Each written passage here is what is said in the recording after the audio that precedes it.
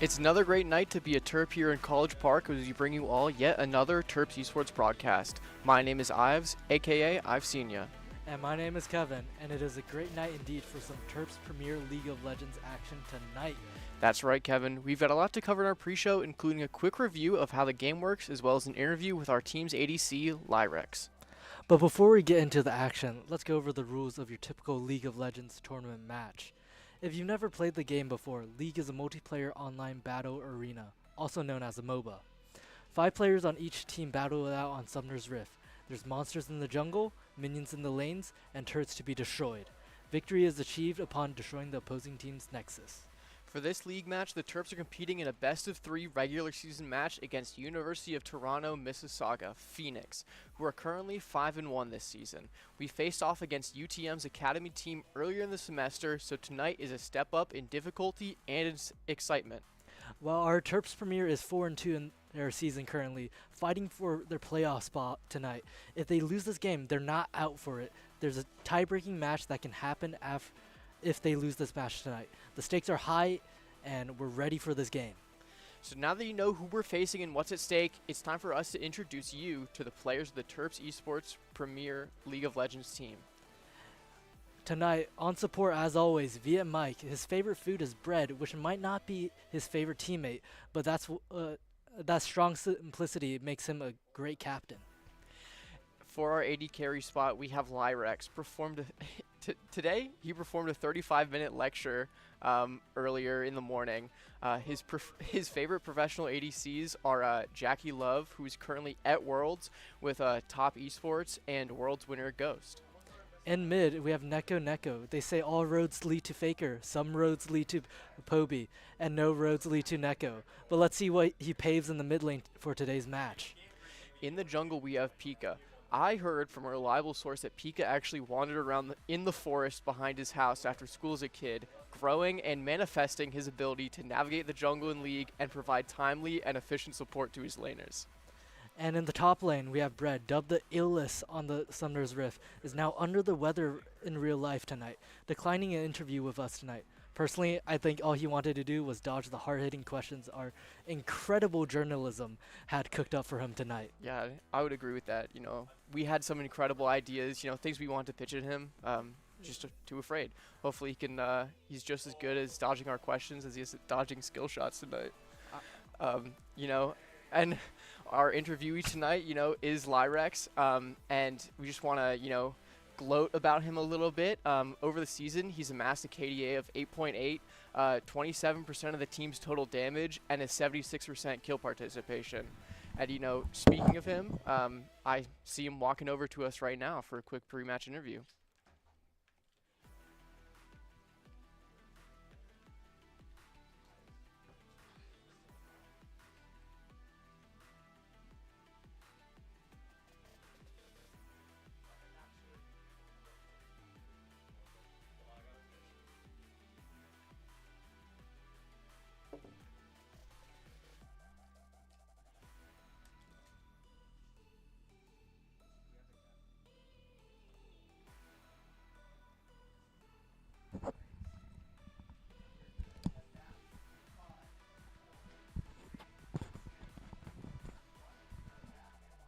Hello. Welcome to the caster seat.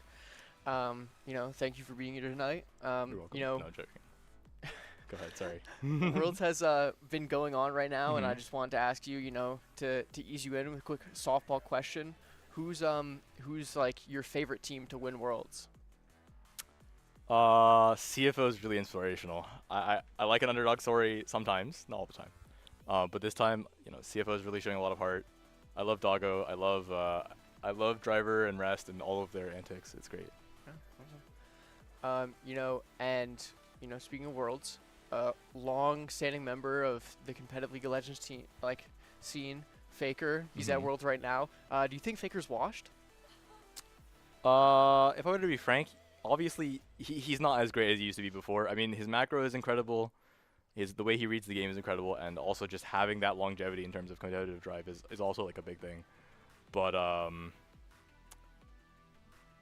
I wouldn't call him washed, but he's definitely not the player he once was, I would say. So we're almost there, is what you're saying. That's not what I said. No, I'm taking it as that. Okay.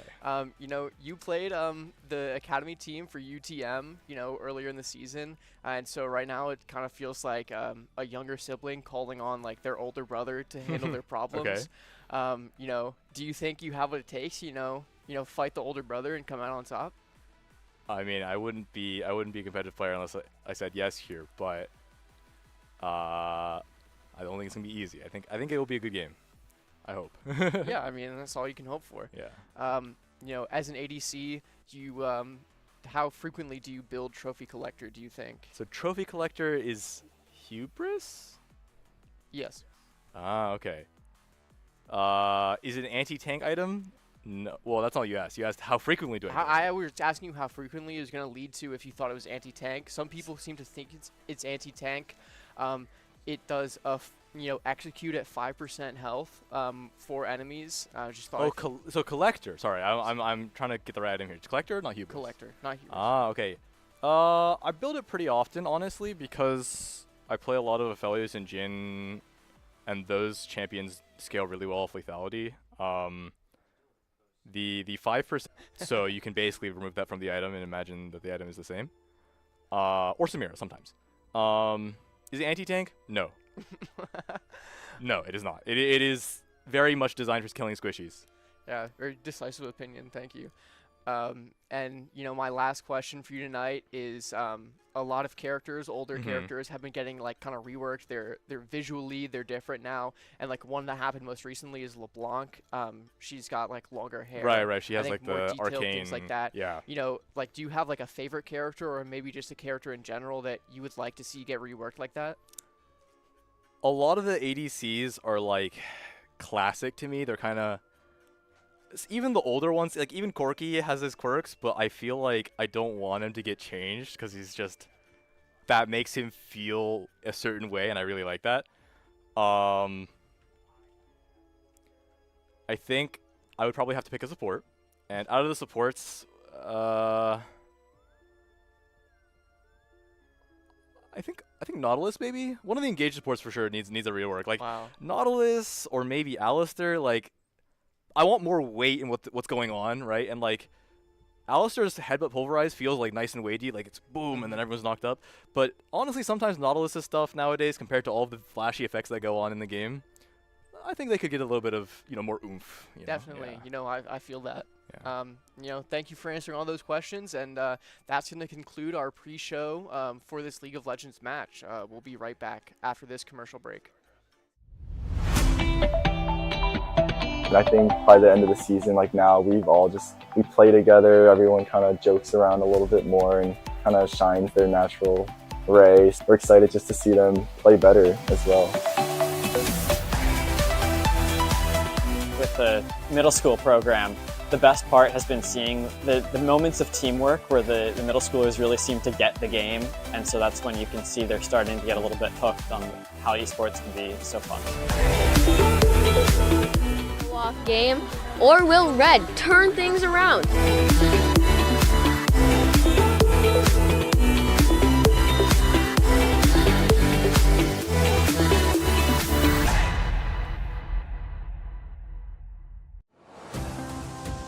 Terp Adventures. Take flight at STAM. Host to countless Maryland events, programs, performances, and more. Feed your body, feed your mind, feed your soul. Let your talents soar. Dance, sing, perform. Find your thing. Join more than 800 student organizations and clubs. Find community here. Leadership lives here. Art thrives here. With space to grow. We're all just kids at heart. Let your imagination fly. Compete. Play. With wings on our feet. Here your spirit can fly. Here your soul lifts up. Here you remember those who came before. This is STAM. This is the center for campus life, where Terp adventures take flight. You belong here. Come fly with us.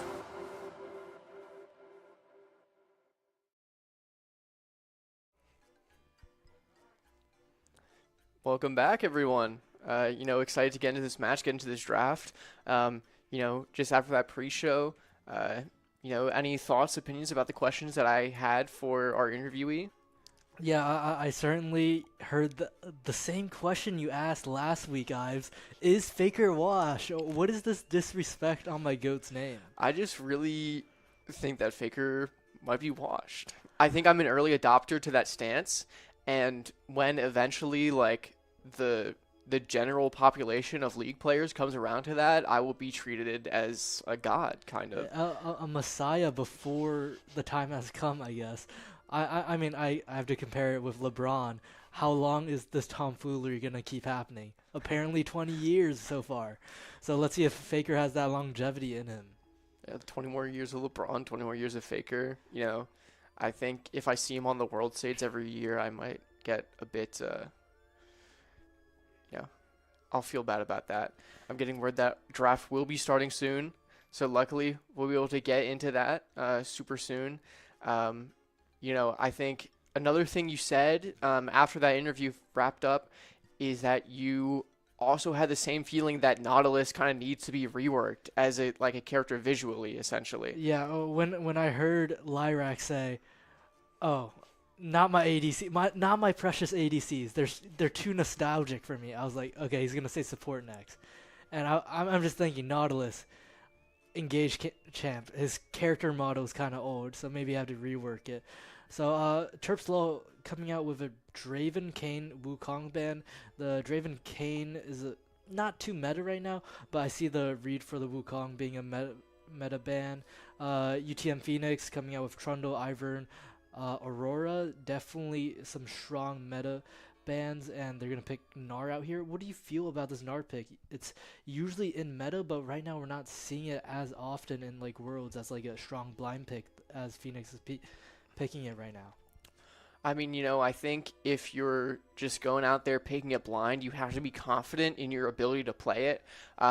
This, just because we're not seeing it as much doesn't mean that some players hold Gnar in a special place in their heart. I especially just love when he's tiny and just like a little guy. I don't really like it when he gets all big, which is why, I'll have to disagree, Ives. I love it when he gets all big. I love it when that ultimate comes in. It's like a Faker shockwave. You see Zeus is, I don't know the ultimate's name, but the slam, it just comes in, it wipes the whole team into the wall, and we're seeing a signature pick, usually banned out from the opposing sides, of Urgot coming out for Bread here, and a Rel pick for Via Mike. What do you feel about this Urgot pick? I haven't seen it in action too much. I believe we haven't seen it in the studio yet. So are you looking forward to how special this Urgot pick is? I am incredibly excited because, when I met Bread for the first time, I, was asking him questions like, oh, what characters do you like to play? Like, what's in your champ pool, stuff like that. Do you have any unusual characters? And he made a special note of Urgot and how, like, his Urgot is super good. I know, I mentioned last week he has, like, a 90% win rate on Urgot in competitive right now. We haven't seen it in studio. It just keeps getting banned out by, the opposing team. Maybe that's a mistake on UTM Phoenix's part for thinking, they don't need to, or maybe that they can take it. I just love to see it. We've heard so much talk about it, so many whispers, but we haven't seen it. So it'll be great to see that today. Yeah, I'm definitely looking forward to this Urgot, especially if it's 90% win rate. It's got to be some like another level of tomfoolery, a Baus Scion maybe. I think this Urgot is going to be a special thing to look out for. We have Rek'Sai coming out on the side of Terps. It's going to be in the jungle most likely for Pika. On the side of UTM Phoenix, we have Pantheon Braum. That Pantheon pick is really strong right now in the jungle. We see people prefer to counter it with a Trundle blind, as we see UTM Phoenix already ban that. So I wonder what Terps is going to look forward to picking into this Pantheon. I know this Braum pick is very popular with Lucian Braum, maybe Kaisa Braum, Corki Braum. So what do you think Terps in this position should do, Ives? I mean, I think personally, when it comes to draft, I'm a bit of a low elo noob. I just go, well, if I just play my character I'm best at, I don't have to worry, because I'll just outskill them. I think it's just, you can't linger for too long, especially against a Pantheon. His ultimate just, is global, lets him go anywhere. I think what we're going to see a lot of, especially with that Rek'Sai, is just fast attacking, going in, getting out, Rek'Sai with those tunnels to escape. Um, you know, I think the Terps are looking to play a fast game where their engages, involve a lot of burst damage. So, like, maybe we will see, an ADC that's more capable of that for the Terps. Definitely, Ives. I'm looking at both sides' team comp right now. It's fast movement, it's fast burst damage and engage. With Rel and Braum, those ultimates go up in an instant and they last throughout half the fight. And, Braum Pantheon, they're just going to be, Rek'Sai Pantheon, my bad, are going to be traveling across the map so fast. Pantheon with that ultimate, Rek'Sai with the tunnel system, and we have a Ziggs pick come out from the side of Terps. That Ziggs pick is, crucial for, AP. We saw both sides ban out in the second wave of bans. Mid laners, so the mid lanes are scarce right now for both sides.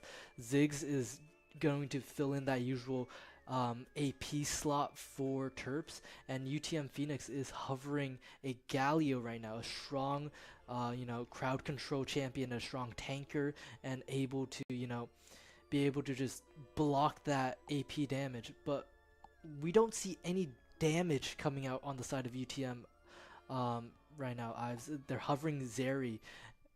What do you think about the Zeri pick? Well, I don't think, you don't see Zeri that frequently.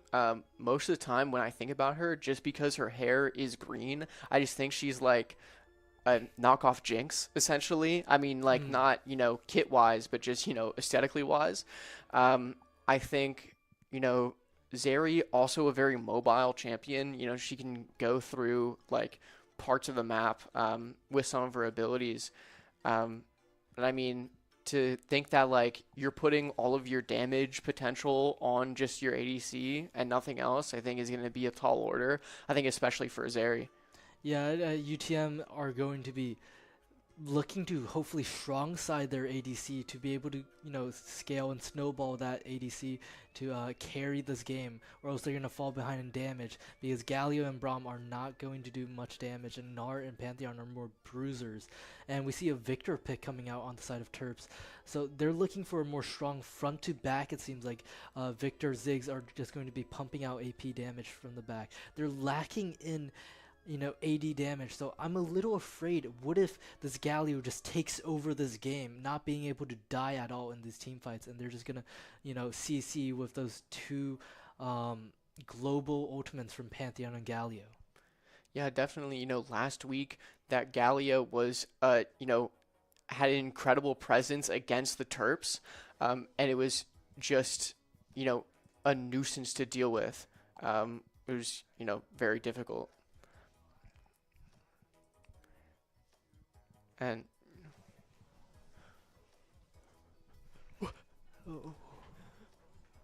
what is that outside? I don't know. Can they see us?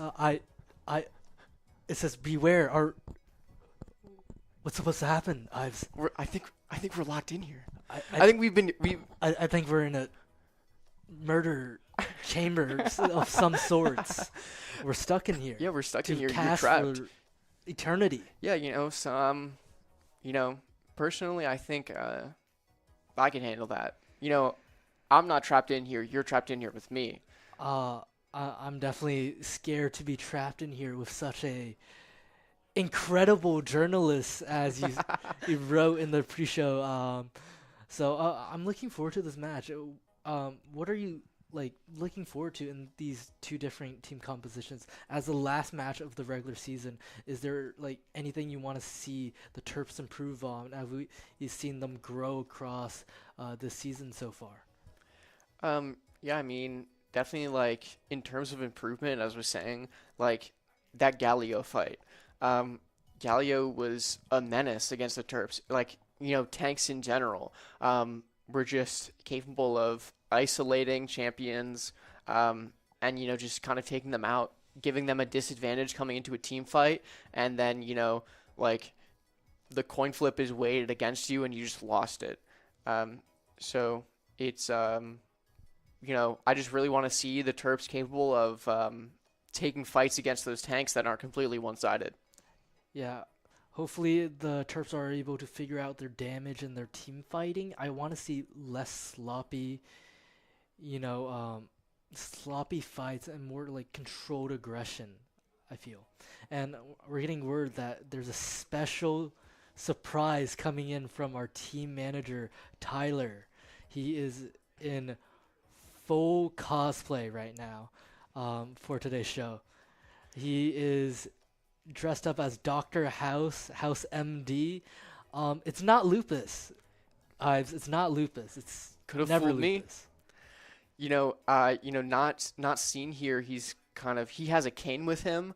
That pill bottle in the front, in He's front of that popping laptop. some Vicodins. Yeah, just popping Vicodins. He's got his cane with him. I was hearing gruesome stories about how to really get into the mind and the physicality of Dr. House to master the limp that he has in the show. He did a ton of exercises with one of his legs, specifically only one of his legs, so that he could get really sore and would just walk with a limp, and he would use a cane to support him. Definitely And mimicking that limp. yeah, when I heard that, I was essentially appalled. I hope that he recovers soon, essentially. He's still feeling it today. He did that, he's kind of reusing his costume, which I have some opinions on. Maybe you could have another costume for us. Team manager, you think you'd have a fresh costume for us, but, we take what we can get. We take what we can get, I mean, obviously. it's He fresh did enough. It is fresh enough. Ives. I think the House MD, the suit. I thought he was here for an interview, like professional. He was here to, do some advertisement, some commercial breaks for us maybe later. But he definitely needs to take that Vicodin for that limp leg. I mean, I saw him limping a little. He said he needed that cane. It was another level of commitment to the bit. So I definitely appreciate that level of commitment to the cosplay. Yeah, definitely. And I'm not in costume myself, so I, take my complaints with a grain of salt, But speaking of costumes, Halloween is coming up soon enough.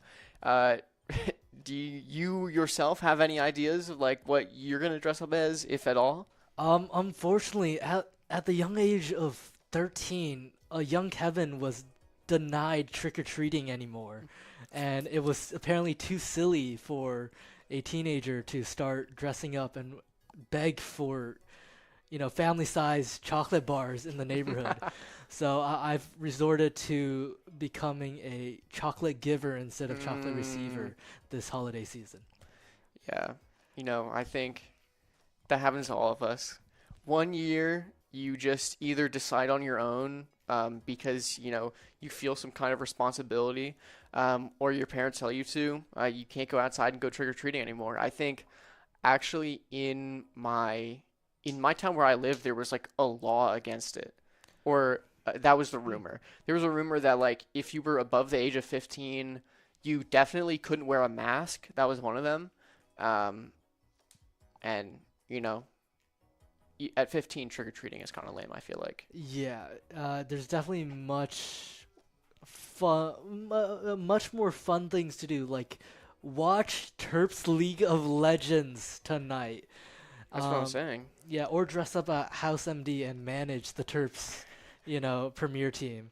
One or the other, But I definitely do remember in 2016, or was it 18?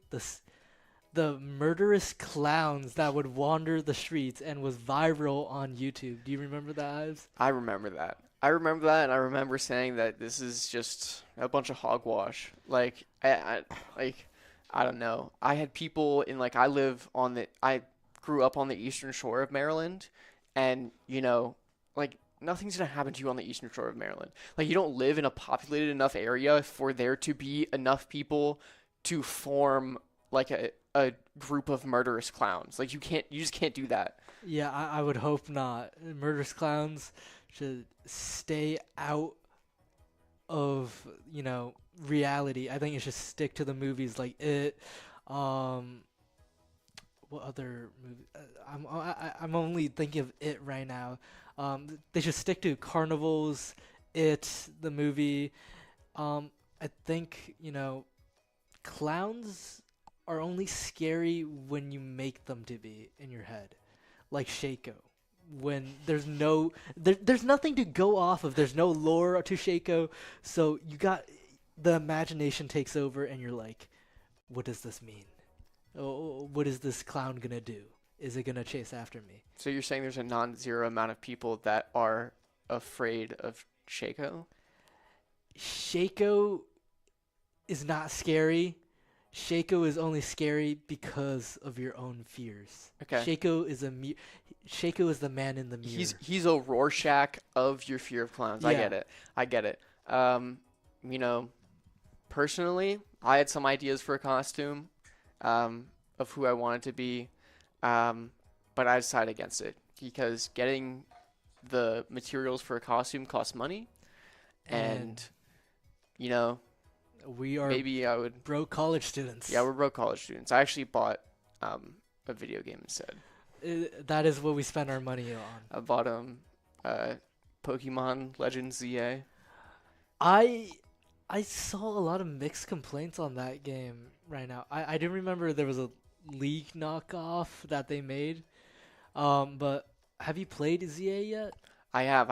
I think it's pretty good. It feels more like a return to form of what you expect Pokemon games to be. I think it's still kind of rough around the edges.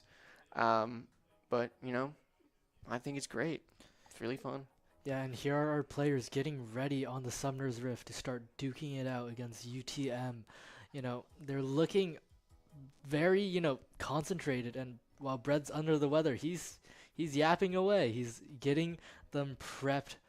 And we have our team manager, House, MD. Maybe he'll pop a Vicodin or two. Not actually, because, he's a sane human being. But hopefully he coordinates, those team emotions while in the studio. I'm definitely looking for some strong gameplay for our Terps and, a swift 2-0 victory because I have an 8 a.m. tomorrow. Yeah, you were telling me you got exams upon exams. Yeah, I got 3 midterms on one day, and I'm nervous, but hopefully not as nervous as UTM are. They're gonna be their socks are gonna be knocked off, their boots. There's gonna be snakes in their boots. They're gonna be afraid of Terps, and I'm looking forward to. Let's talk about the team composition more. What are you looking forward to? We highlighted that Urgot, but I want to see that Ziggs be more proactive from our veteran in the bot lane, Lyrax. Yeah, definitely, and I think that Ziggs is, great at doing a lot of things. Damage, one of them. Tower damage, another one. The Terps had, especially last week, an incredibly difficult time taking towers, and that just kind of reduced, or widened, I guess, the vision deficit between themselves and the enemy team. I think a lot of what we're seeing from the Terps tonight is, picks to essentially make up for some of their faults from last week. Yeah, definitely, Ives. I'm looking forward to how they're going to address this Galio again. Galio has, I feel, been one of these champions that Terps has notably struggled against, especially when they pick this AP composition. I'm looking forward to a strong, slow, methodical scaling game coming out on the side of Terps. I don't want to see anything too panicky. They're gonna have to scale on Ziggs and Victor. I want them to play out their macro and be able to take control of the map with that Ziggs, dynamite to explode those towers, as you said. Yeah, definitely. I mean, the Terps are already getting proactive this early into the match.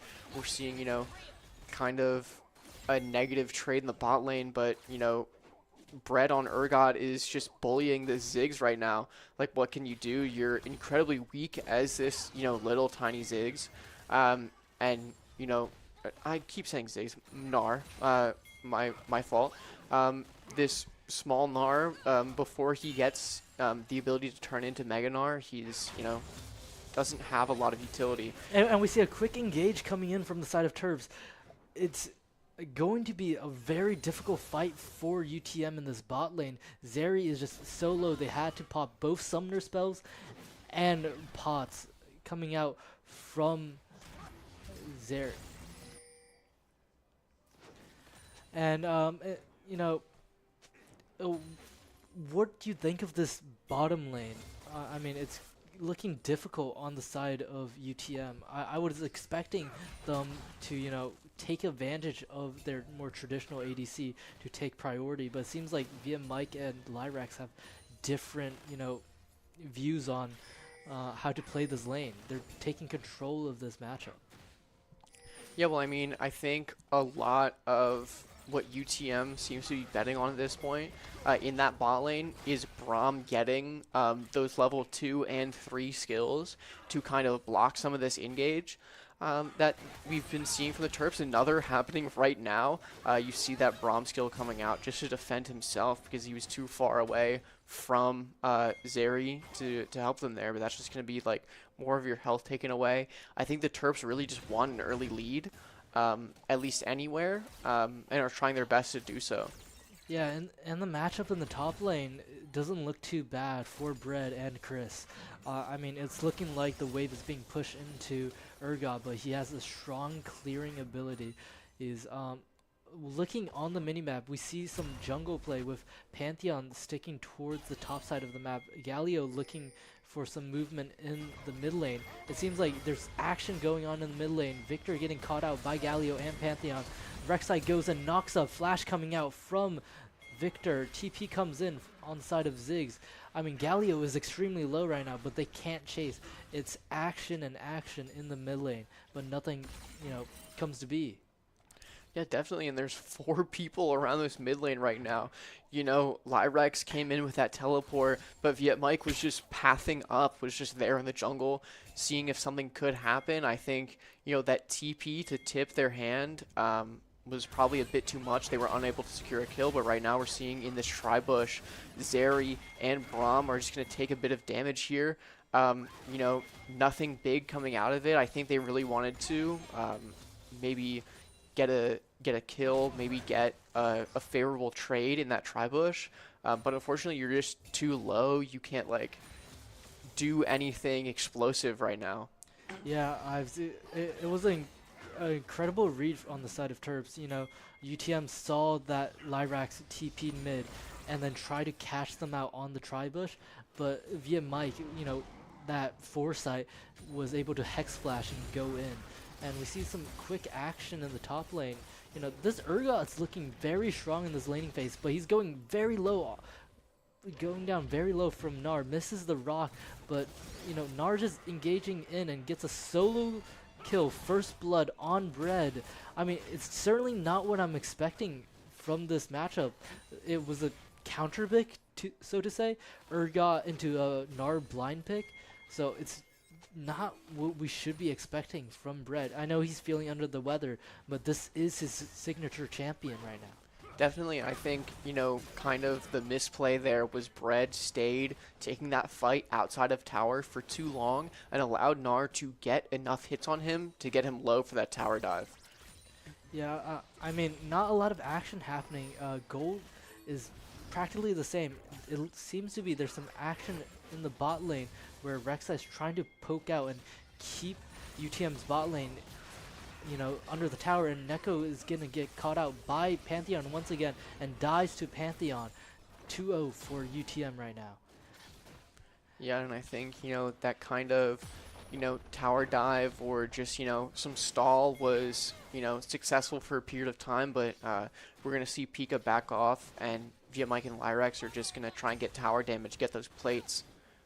Yeah, right now, the you know, bright side on the side of Terps is this bot lane. They're gaining so much gold just from tower plating, but it seems this game isn't going too chaotically as it normally would, but it's definitely not as methodical as I want Terps to be. They need to slow it down. They seem to be overplaying their hands at some times. I mean, this first Drake seems to be going for free to the side of Rek'Sai. Hopefully he can get out, but Pantheon chases level 6 to 5, and Pantheon claims the feat of warfare by killing Rek'Sai. It's not looking good kill-wise for Terps right now, Ives, but you know, it's not as messy as we usually see it sometimes. They're not. It doesn't seem like they're losing control of themselves. They have the game plan, and we just gotta see how they move on and transition into this mid game. Yeah, definitely. And I think, you know, what we would usually see after, you know, these first few kills don't go the way of the Terps is just this kind of snowball effect where they keep taking fights and losing them, unfortunately. But right now they're just staying calm and collected. We're seeing a lane swap come out to fight those grubs. Baram, Pantheon are there to assist. Pantheon's going to start grubs, but I think, you know, try and at least get one while the Terps are preoccupied with that Gnar. Yeah, right now it seems like Pantheon is just going to get one grub and trying to exit, or maybe they're looking for a replay as Galio gathers into the river. It seems like they're just giving up these last two grubs. One is all they need. But this lane swap definitely allowed for more pressure on the side of Terps. Right now I'm looking towards, you know, how Terps are going to keep playing this macro. Right now, I mean, it's a boring old lane swap. Braum is laning with Gnar in the top lane, but Galio is getting active in the pit. Galio's being caught out right now. W comes out, taunted on Rek'Sai. It seems like he's going to walk out for free. Pantheon caught on blue buff, but it seems like Engage goes in. Everybody's going in. Ziggs bomb comes out. Heroic entrance coming out from Galio. I mean, it's a messy fight right now. Viet Mike is just being caught out. No horse, no ride. Magnet Storm comes out, catches 3. 2 down for the side of Terps. Rek'Sai and Victor managed to escape. I mean, it was just a messy fight, Ives. It seems like they were trying to catch out UTM in their jungle, but they overplayed their hand. Yeah, definitely. I'm, you know, especially with that rel engage, just right into the jungle on that Pantheon, with no one there. I mean, you saw so many people around grubs. You know, at least you have to expect possibly at least one other person being there. Yeah, definitely. You don't want to see this Pantheon, you know, start ramping up 3-0 right now. Pantheon is certainly going to be able to do damage. It's not completely reliant on the Zeri this game. We see a Rod of Ages and Hollow Radiance come out for the side of Galio and Victor. These mid laners are certainly going to try and take over this game slowly. I'm looking forward for, you know, more of a scaling game. I mean, if Terps know how to play their team comp, they're gonna play slower. They're gonna, you know, try and scale more. They're taking first turret in the bot lane, which is certainly a good point. You want to keep Ziggs moving to, you know, maybe mid or top, just to get that dynamite active on those turrets. But what do you think, Ives? Right now, what is the priority for both sides? I mean, I think the priority for UTM is just to keep it going. You know, they've had, you know, a good, you know, early laning phase. You know, ahead on gold, ahead on kills. Maybe not so much on objectives. And I think the Terps are just gonna have to try and play around, you know, getting back into this game. Play around those objectives, like set themselves up better for kills. Things like that. The Terps are playing from behind already at, you know, 11 minutes into the match. So, you know, they're just going to have to play smart. Yeah, 5-0 is certainly not a pretty look, Ives. But they're only 1k gold behind. But this mid lane's going to get caught out. Viet Mike caught out. Exhaust comes out. Mega Bomb, Magnet Storm comes out. Viet Mike still goes down. Rek'Sai comes into the mid lane. TP comes in from Urgot. Rek'Sai knocks up. Catches Galio. Fear Beyond Death catches Pantheon, shut down for Urgot. Victor also able to, you know, assist in this mid lane. It's a, you know, a good turn, a 1-for-2 trade for the side of Terps. They're still behind on kills, but they definitely closed that gold lead. They're basically even gold right now for the side of Terps. The Drake has spawned, and it seems like they're clicking Drake off spawn and trying to, Drake stack and, scale into this late game. Yeah, definitely. And I mean, the kill you wanted to get there was Pantheon. That Urgot execute, if you have less than 25% of your health, is great. But Pantheon's going to ult to get in, and we're seeing the Terps have to back off because they just have two people there. A 2v4, especially when you're down, not something you want to take. And unfortunately, UTM is going to take that second Drake. Yeah, we saw some ultimates come out. We saw Grand Starfall come out from Pantheon. That's not going to be active for a while. Those global ultimates take a long time, especially in the early to mid game, to refresh. So hopefully we see less proactivity from UTM and Terps be able to, hold their control over these lanes. Definitely, and right now we're just seeing quick engage on this Braum. He's going to have to shield. Loses that trade. He has other people there coming in, and I think that's just what the Terps wanted. They wanted to make them afraid of their presence in that lane, and just hiding in that bush, just waiting to see, who else is there, what can they do, and that Pantheon's going to back off and just going to make it a 2v2 in lane right now. Yeah, right now, items-wise, it's basically even for all lanes. It's looking a little rough for Urgot, CS-wise, because he's had to take in, he's been weak-sided, having to take the brunt of the swaps, having to move from lane, from top to mid to bot. He's been having to match, all these side lanes. So I wonder how Brett is going to address his, loss of gold right now. But Rek'Sai is just, I want to see some proactivity from Rek'Sai. He's definitely not as strong as Pantheon right now in this game, but he's certainly no weak character. A very strong, tanky bruiser. They're gathering on this blue buff once again, trying to catch out Pantheon, and we see a pause coming out. Yeah, maybe a pause based on fear of getting jumped in that jungle there. I'm not sure what technical things people are experiencing.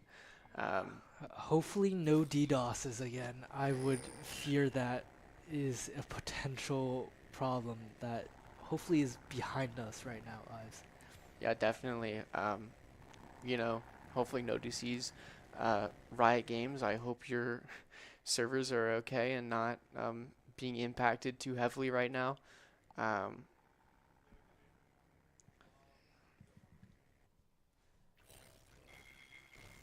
And we're getting back into this game. Technical difficulty over, and it's basically around the same game state. Pantheon was not caught out. They're on the side of Terps. Galio goes in, W comes out, Lyrax manages to escape. No ultimates coming out right now. Mega Death Bomb comes out. Magnet Storm also comes out. Zeri caught. Galio caught by Urgot. And, everybody just getting knocked up by Rek'Sai right now. Damage comes out on the side of Terps, but Pantheon manages to catch Urgot with a long Q, but falls eventually to Rek'Sai. That was a very surprising engage on the side of UTM. They were trying to, hold control of their mid tower. Galio went in early, Ives, and was trying to, start that engage, but it seems like the tempo wasn't there for UTM. They were caught slacking, basically. They didn't match up their own tempos, and they basically couldn't fight together. Yeah, definitely. And I mean, what we saw in that team fight was Zeri and that Galio getting taken out quite early into that fight. Just taking out your main source of damage and one of those massive tanks just really, ruined the team fight for UTM. It was just great for the side of Terps. Having to focus that Urgot just allows everyone else to, do their own thing. Yeah, this Urgot, ultimate precision has been on point by Bread. you know, when I played Urgot before, I seemed to go 0-10 from the field, but Brad definitely showing his experience on the character. And a side lane dive onto Gnar comes out. Pantheon comes in with Grand Starfall. Unstoppable comes out from Rek'Sai. Rek'Sai goes down, and Gnar is managing to escape. Zig goes down to Zeri. You know, Rao trying to escape off of Shelly, trying to F1 this up. Knock up on Pantheon. Victor going low, dies to Pantheon, and it was a messy silane engage onto Gnar that catches out 3 members of the Terps, and they're once again down 5 kills compared to UTM. Yeah, definitely. I mean, the Terps probably underestimated the amount of people that were present in that side lane. I think especially if you're, you know, I guess popping the Rift Herald there, you're going to get a lot of presence, even if you're not jumping someone's teammate. Unfortunately, like, the Terps weren't able to get anything out of that, even though they were the people to start the fight. And it's just going to kind of reset them. They're back in a position that they were before. And we see another pause out coming out this game. A lot of pauses. Hopefully nothing too major. Maybe just some like butterfingers coming out from one of the players. But right now, you know, even though the Terps are down 5 kills, even though they're, you know, losing these team fights, they're up 3 towers right now, Ives. That macro is what we want to see out of them. You know, UTM hasn't taken a single turret, while, you know, Terps are 3-0 compared to them. Right now, you know, Terps can't really win at all for the side of Terps. So we want to see how this fight for Drake goes.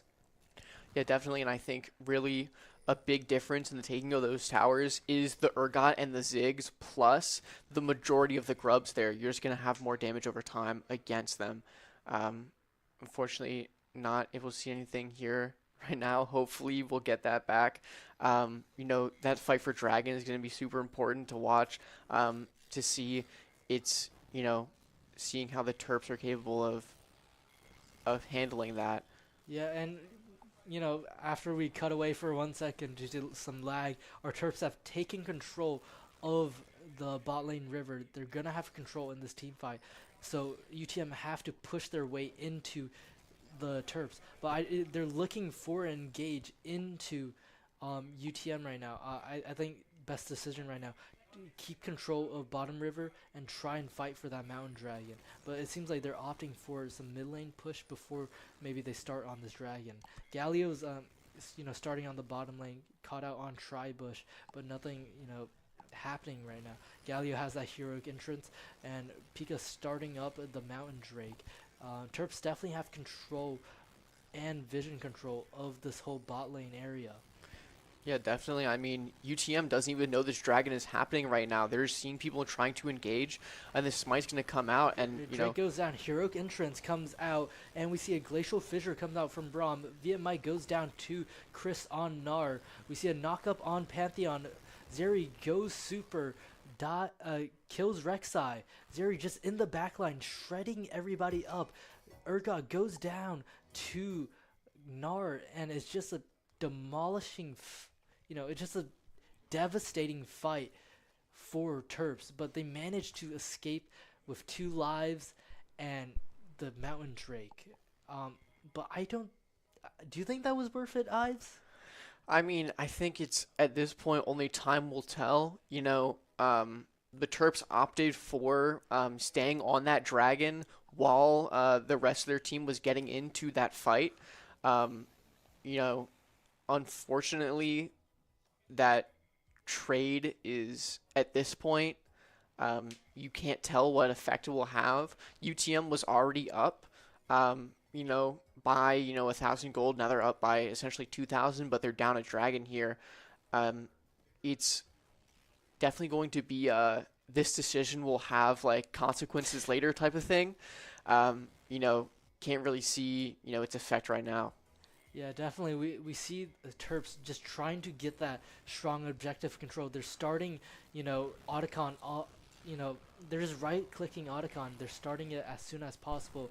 And, you know, they're trying to catch UTM off guard with nobody gathered on the Otacon right now. They're trying to burst it down and just escape with their lives, hopefully. I mean, Otacon's getting low. Galio trying to enter through the top lane. I mean, it's just hopefully going to be a free Otacon and a free escape on the side of Terps. Galio getting caught out in the side of Terps. Dies to Urgot. However, Ziggs dies to Zeri, and just a chaotic fight in this top lane side. A lot of lives claim. It's a 1-for-3 trade, but Terps get that Otacon. They engage back onto Gnar. Urgot goes in. Rek'Sai goes in. Shut down for Rek'Sai, and Pika's just hammering down. Double kill for Pika, and a kill on Pantheon. I mean, it's looking real clean, this Rek'Sai. I mean, I thought Terps were just gonna bite the bullet, take the 3-for-1 trade and be up on Otacon, but they managed to even out the kills for that fight because there were some lingering members of UTM. Yeah, definitely. I think UTM overestimated how long Chris on Gnar was going to last. We just got that, that health shredded instantly by Urgot and Rek'Sai, and they just had to back out there. They were attempting to cut their losses a bit too late, and Pantheon was already overextended. I think a lot of poor estimations is what is causing these swings in fights and in gold, in objectives, things like that. UTM just takes a lot of fights when they shouldn't. We're seeing this Urgot just get caught out by 4 members of the Terps. He's just going to go down. Like, what can you do there? Yeah, that was a strong look from Terps. They knew their side lane, plays, their cross maps, being able to catch out Galio as he overstepped with no vision. And, well played, Magnet Storm coming out for Rel. Chris in the top lane on Gnar is just trying to take control of this top lane jungle to make sure he's safely able to side lane. But there seems to be some action brewing in the mid lane with 3 members of UTM, trying to push for this mid lane wave, trying to get some action happen.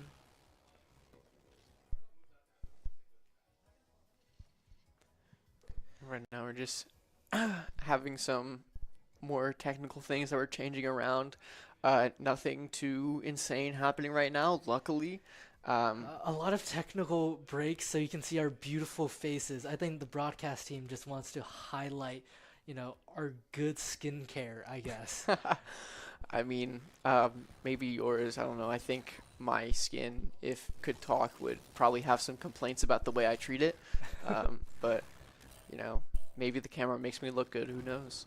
Yeah, they say the camera adds 10 pounds, but I think we are fine, Ives. We see a lot of pings in the mid lane coming out. Drake has spawned. It looks like UTM wants some action. TP coming out. Engage onto VM Mike on Rel. Magnet Storm comes out. Pantheon goes low. Getting caught out by Pika. VM Mike going low. Gnar going in onto VM Mike. Dies to Chris.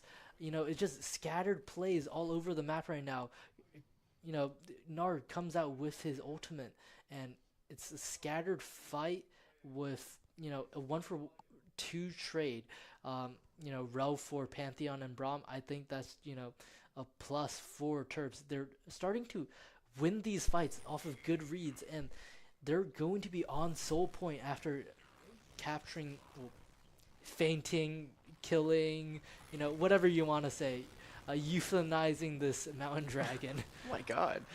I would say capturing its soul at least.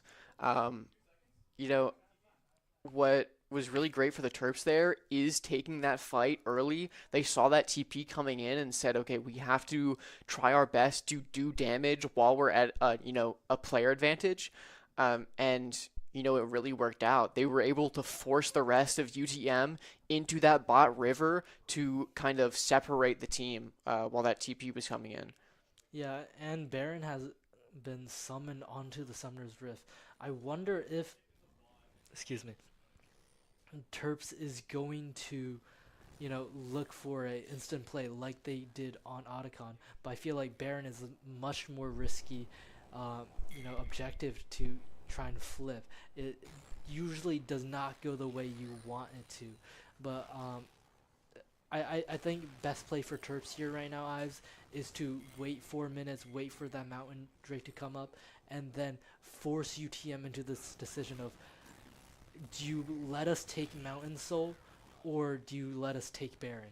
So I think right now they just need to keep side lanes pushed and wait for that Mountain Drake to be summoned. Definitely. I mean, as UTM keeps letting all of these things snowball for the Terps, especially like kills with that Otacon, every kill just gives you more adaptive force. And, they're at soul point right now. Like, most of these dragons have had to have been given like kind of uncontested. Some of them were taken from under the noses of UTM.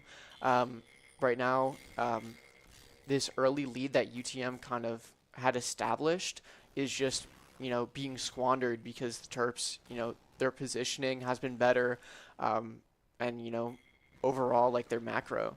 Yeah, speaking of positioning, Galio was trying to TP into a mid ward to catch out Neko on Victor, but I mean, they just had so much control of jungle vision that Neko was able to exit so freely, and it's just going to be a skirmish in this mid lane because UTM are so afraid that Terps is just gonna click Baron off start, and Terps are just trying to keep that pressure up and not drain UTM of their side lane resources, let these waves get pushed out as they're stalling for this Drake or Baron trivia question for UTM. But we're starting to see some action come in. Magnet Storm comes out. Heroic Entrance Glacial Fissure comes out from the side of UTM. We don't see anybody goes down. Nard jumps in. Shut down on Urgot by Galio. Shut down on Rek'Sai on the side of Gnar. And, it's just a 3-0 conquest on the side of UTM. It looks like a clean engage, counter engage by Terps. But UTM just has that damage to able to finish those kills. And they're going to start Baron. I don't know if, Ziggs or Victor can do anything at this point besides push for that bot lane turret. Yeah, definitely. I mean, the Terps just kind of took a lot of area of effect damage from UTM. That heroic entrance, all that knock-up, all that CC, they just stood there. They assumed that they could take it, and it's like, it's fine, we'll just win that fight. Urgot was unable to kind of execute anyone with that ultimate. It's, I guess, they got backed up into that wall in the top river. It was, I was talking about their positioning. I may have just cursed them because in that fight, it was just, poor positioning. Yeah, hopefully it's not a caster's curse. But I do have to mention, Braum was just on death timer. So I do wonder, did Braum die to Baron and lose Baron buff? Yeah, I think we saw it there. He died to the Baron, just the execute coming out in chat. Just too low. He thought he could tank that, but unfortunately couldn't. As we can see here, he's the only person without Baron buff right now. Yeah, and it looks like even though Baron was captured or like taken down on UTM, they're still sticking to this mid lane skirmish, getting ready for this Mountain Soul. I mean, right now Urgot's playing really ahead. 3 members of UTM can engage on him at any instance. And Galio goes in, stun on 2. Zeri goes all out, redemption. It comes out, Rel goes down already. Victor caught out by Braum and taunted on Urgot, and he goes down. Nothing. It seems like you've cursed them, Ives. This positioning talks, we were just glazing their positioning, but UTM are just like stupid good with their team fighting positioning, and they're just trying to force something in this mid lane. It seems like they're trying to bully Rek'Sai and Ziggs, just trying to say, come on, fight us. You can't do anything right now. We're going to take this Mountain Soul, and you're just going to have to bleed out until the next objective. Yeah, definitely. I mean, I would feel so bad if I, cursed them. But in that team fight, Ziggs and Rek'Sai, they didn't really take any damage, and that's just because they weren't really in that fight. They were just kind of too far from it, unable to assist their team, and it was essentially like a 5v3 for favor of UTM, and they were just eliminating the competition. Yeah, right now we see the scoreboard. All 5 members of UTM are worth a shutdown, and it's currently a 8K gold lead for the side of UTM. Yeah, 650 gold for shutting down that Zeri is, insane. You know, a lot of gold to be had, but the question is, can the Terps even, be capable of winning those fights to get that gold? Yeah, even though Terps composition is, built for this late game scaling, they have 0 kills on, Victor. They only have 2 kills on Ziggs. It's their items are not looking as strong as 4 items Zeri right now buying IE, and they don't have that sufficient resource and damage to be able to burst down UTM. So I think they should look for a longer, fight, trying to,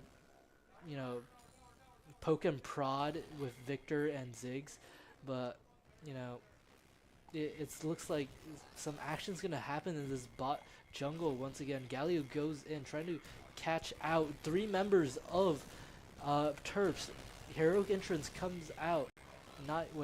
Grand Starfire comes out. TP comes in from Victor. It's just a messy team fight. No damage coming out from either sides. It seems like UTM's backing off. They seem to read it's a losing fight. Heroic entrance finally comes out. Bread is caught out.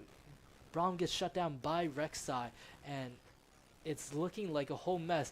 Double kill, triple kill on the side, quadra kill for Zeri, and it's looking to be maybe a penta for Zeri. Lyrax is trying to escape with a life, but Pantheon just said, nah, just give me that ace. Yeah, a lot of that difficulty came for the Terps trying to get out there. They just walked right into the Zeri. 3 of them were already low. That Zeri is incredibly scaled, 9-1, 4 items. You can't, just does so much damage. And they all just walked into that Q from Zeri, essentially disintegrating their health bar. And what looked to be, kind of a favorable fight for the Terps just turned into a nightmare for them. Yeah, it's certainly not looking good on the side of Terps. They managed to shut down the Braum, but those were minimal casualties on the side of UTM. They now have a strong, quick math, 11K gold lead. And they're looking forward to push more of this gold lead as they start to take turrets in the bot lane. And the only tier 2 turret standing left for Terps is that top lane turret. While UTM has all of their turrets, standing strong, we said their macro was good, but it's falling behind now, especially after they, forfeited that Baron after losing the fight. Yeah, definitely. And as we're seeing right now, Pantheon and Galio are grouping top. It seems that UTM wants to take that Baron as soon as it spawns in. This fight in the bot lane is coming out. The Terps are going to get that easy kill. They're trying to clear this tower, but they don't even know that Baron is happening right now. Yeah, they're going to catch out Gnar, and they're chasing after Galio right now. But Heroic Entrance canceled, and they shut down Galio. But under their noses is a quick 2-man Baron for the side of UTM. The buff is only going to go on 3 members of the team, but that's all you need. UTM are going to look forward to, ARAM at mid and try and, force a game win. But right now, Terps is trying to fight back before they can get ramped up, taking mid tier 2 for themselves. They're going to group up on this mountain, so this mountain soul is going to be make or break for the side of Terps. They're already down 10k gold. They're basically, grasping for any straws given to them right now. Rel goes in with a Hex Flash, catching out Braum. Pantheon goes in, stunned. Rel goes down by Zeri. And it's going to be a 4 versus 5 on this Mountain Dragon. Are they going to just give this Mountain Dragon? I think they need to, because if they lose this team fight and UTM has this Baron up, it's just game over for them. Yeah, definitely. I mean, the Terps are going into like sort of a favorable position that Galio was having to walk back to the Dragon fight, and that's one of your big tanks that is out for an early engage. I think that's what the Terps wanted to do. They took a gamble on that Hex Flash with no vision into that Rel CC. Unfortunately, it wasn't enough. You only got one person, and like the rest of your team isn't there. So what can you do? You just get jumped, and that just led to having to give that, which is unfortunate to see. Yeah, this Zeri is certainly, an emperor on the Rift, empress on the Rift. She's unkillable basically with this Guardian Angel up right now, and she just deals so much damage. It seems like Terps are just going to have to manage some way to catch out Zeri, and nothing's coming to be. This Braum is just such a strong Guardian for Zeri, and they're looking to maybe force a play in this bot lane right now. Yeah, definitely. There's a lot of grouping here. They tried to catch Victor right there. Neko, fortunately, gets away, is going to retreat to the mid lane. Right now, just UTM is in the Terps' jungle, just grouped up, looking for something. Rek'Sai's right there. Galio is going to engage. We're seeing... Ultimates come out, but nobody's caught right now. Zeri pops ultimate and just sends a heroic entrance, comes out, Magnet Storm comes out, Rek'Sai goes down to Pantheon. It's just a fight under this tier 3 bottom tower. Shut down on Zeri for Victor. Rel is so low. Galio gets executed by Bread is Very Yummy, and it seems like it's a positive trade for the side of Terps. UTM were just trying to force something with their Baron buff, and Zeri and Galio just sent it on the turret. It's not necessarily the worst play possible, but I guess they just felt very rushed to make something happen while their Baron buff is ticking down. Yeah, for sure. Unfortunately, this doesn't really set the Terps up for anything important as these objectives are still on cooldown. But, it's great to see that the Terps are still capable of, winning those fights and playing smart like that. They're clearing some vision over Dragon. This soul point is going to be super important. Both teams have 3 Drake souls, and this 4th one is essentially going to decide whether or not the Terps are capable of, re-aggressing into this match. Yeah, they've closed the goal lead by about 1 or 2K right now, but as we see on the objective timers, Baron and Dragon Soul are going to come up at the same time. So we have to see the decision making come out from Terps and UTM. It's going to be the 3rd round of chess in the mid lane. They're just going to vie for some pressure in the mid lane before they fight over these objectives. Right now, Rek'Sai gets caught out by Pantheon. Nothing's happening too quickly. It's a slow engage on the side of Terps. Urgot's getting caught out right now, and Pantheon just goes in. Heroic Entrance comes out, catches nobody. Redemption comes out on the side of UTM. They're just trying to catch somebody on the side of Terps. Terps is just maintaining their strong structure, pushing forward.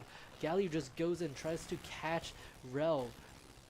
Bread is Very Yummy is so low right now, but Galio is just in the middle of that fight, getting caught out right now. Galio goes down to Rek'Sai. Magnet Storm comes out. Rel goes down to Braum. Braum goes down for a double kill for Rek'Sai. Another kill goes to the way of Victor. Shutdown on Zeri. And Pantheon just seems to be isolated away from the fight. Urgot's just taking a 1v1 on Pantheon. Stun comes out, shutdown on Pantheon for Urgot. It's a miraculous fight for the side of Terps. Pika's just chasing, Gnar right now. He's, relying on his team to, just push the mid wave. And this Gnar is very strong, so I wonder if Pika's overplayed his hand a little. But it seems like Gnar has more important decisions, like TPing back to stop the end right now. Terps are going hard on the end. This Ziggs is powerful, like you said, Ives. Yeah, definitely, Terps are just going to shred this Nexus while 4 members of UTM are still down. And that's going to be game 1, I think, a miraculous win. I think when I was watching this, my assumption was that the game was going to end after that next Baron or after that next Dragon where that big team fight was going to happen. But, like, that big team fight just happened way before then. The Terps were capable of maintaining their distance. A lot of those ults on the side of UTM were used up for nothing. The Terps were capable of, skirting around that heroic entrance and all of that, CC, things like that. I think that's the first time we saw Galio forced into using Zanya's to keep himself safe, and that just wasn't enough. The Terps were, like, as I said, their spacing was incredible. Maintaining their presence in mid and staying away from UTM because they know that, like, they have a lot of tanks, they have a lot of CC, just a lot of denial for them. And once they got that out of the way, it was just like, okay, it's time to go in and kill everyone. Yeah, so, they were behind on gold lead, but the Terps, with good positioning, good comms, good macro, they managed to push it back and just end with that powerful Ziggs bomb. And we're going to cut to a quick commercial break before the next draft and next match. We hope to see you soon.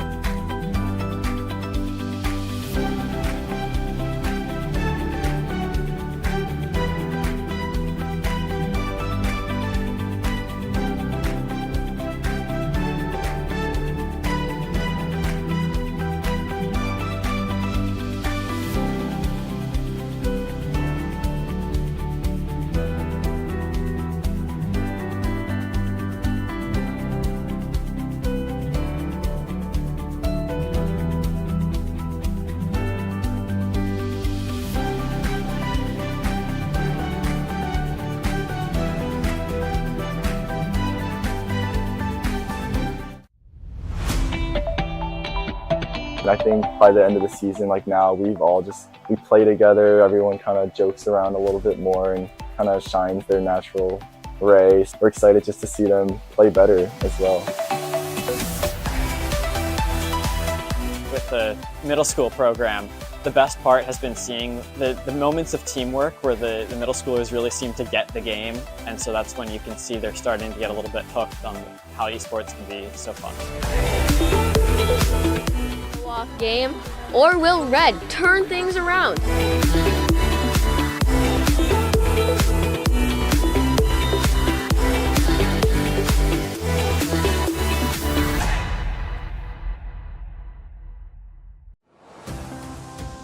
Terp Adventures take flight at Stamp. Host to countless Maryland events, programs, performances, and more. Feed your body, feed your mind, feed your soul.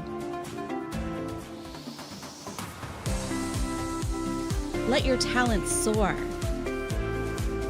Dance, sing, perform. Find your thing. Join more than 800 student organizations and clubs. Find community here. Leadership lives here. Art thrives here. With space to grow. We're all just kids at heart. Let your imagination fly. Compete, play, with wings on our feet. Here your spirit can fly. Here your soul lifts up. Here you remember those who came before.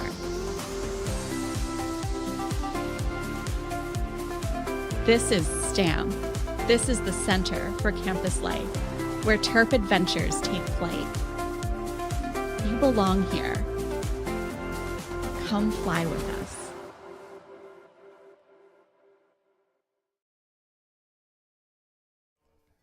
Welcome back, guys. How do you feel about that first match?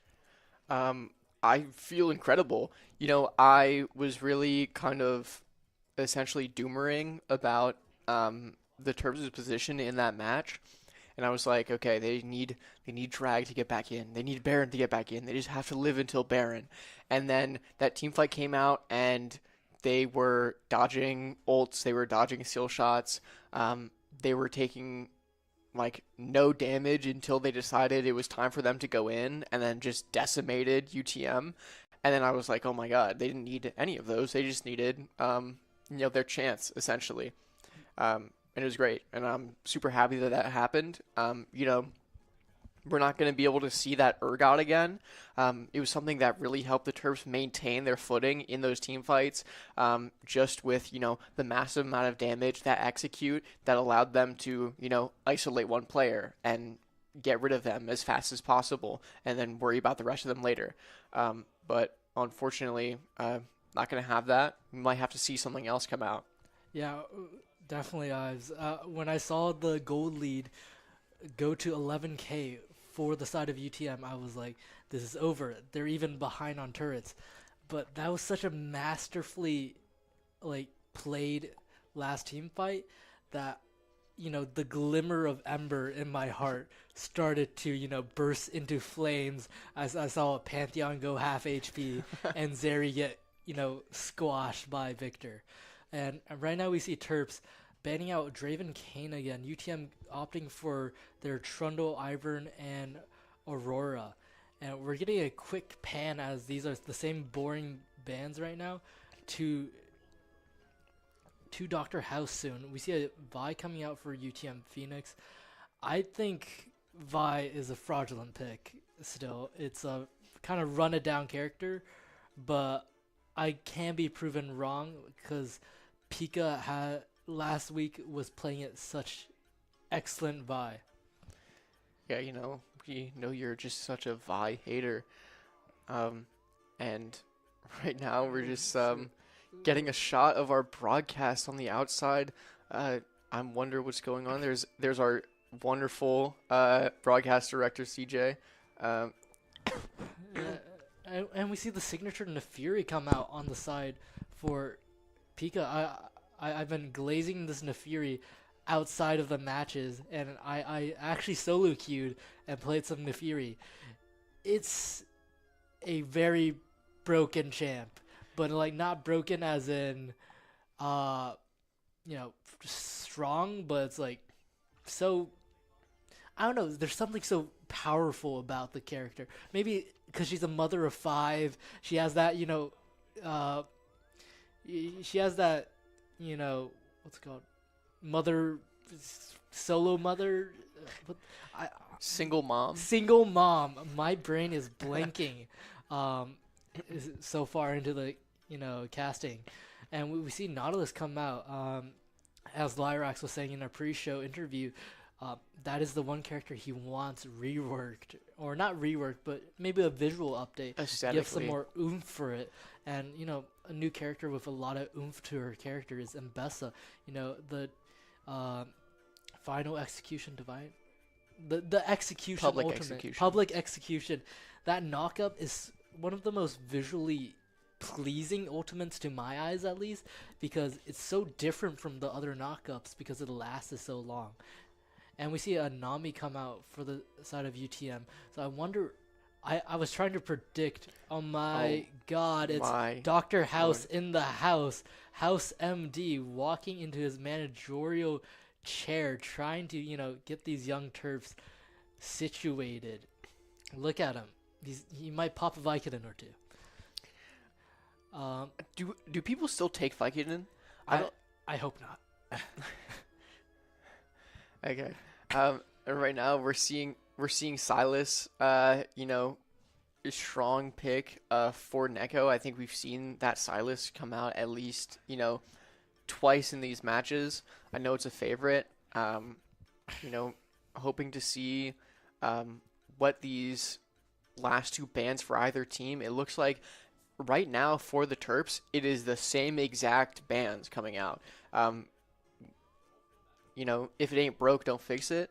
I think, the Terps just kind of squeaked by in that match. But I think as they're discussing about, like, what went wrong, what they can improve on, how they can, not win that fight off of basically a miracle. Definitely. How, just going in the same, but with a different mentality is just going to fix things. Yeah, I mean, looking at it, both sides are looking for this quote-unquote dive composition. Silas and Nefiri versus Mbessa and Vi.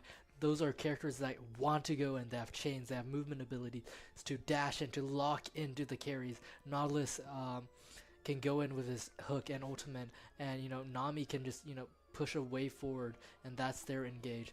A LeBlanc Yunara ban on the side of Terps.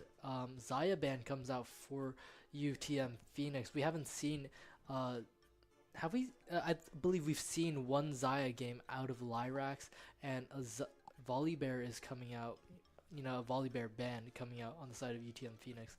I thought Terps were going to focus more on banning out the mid laner because they already picked Silas, but I think they changed their mind halfway through to ban Yunara.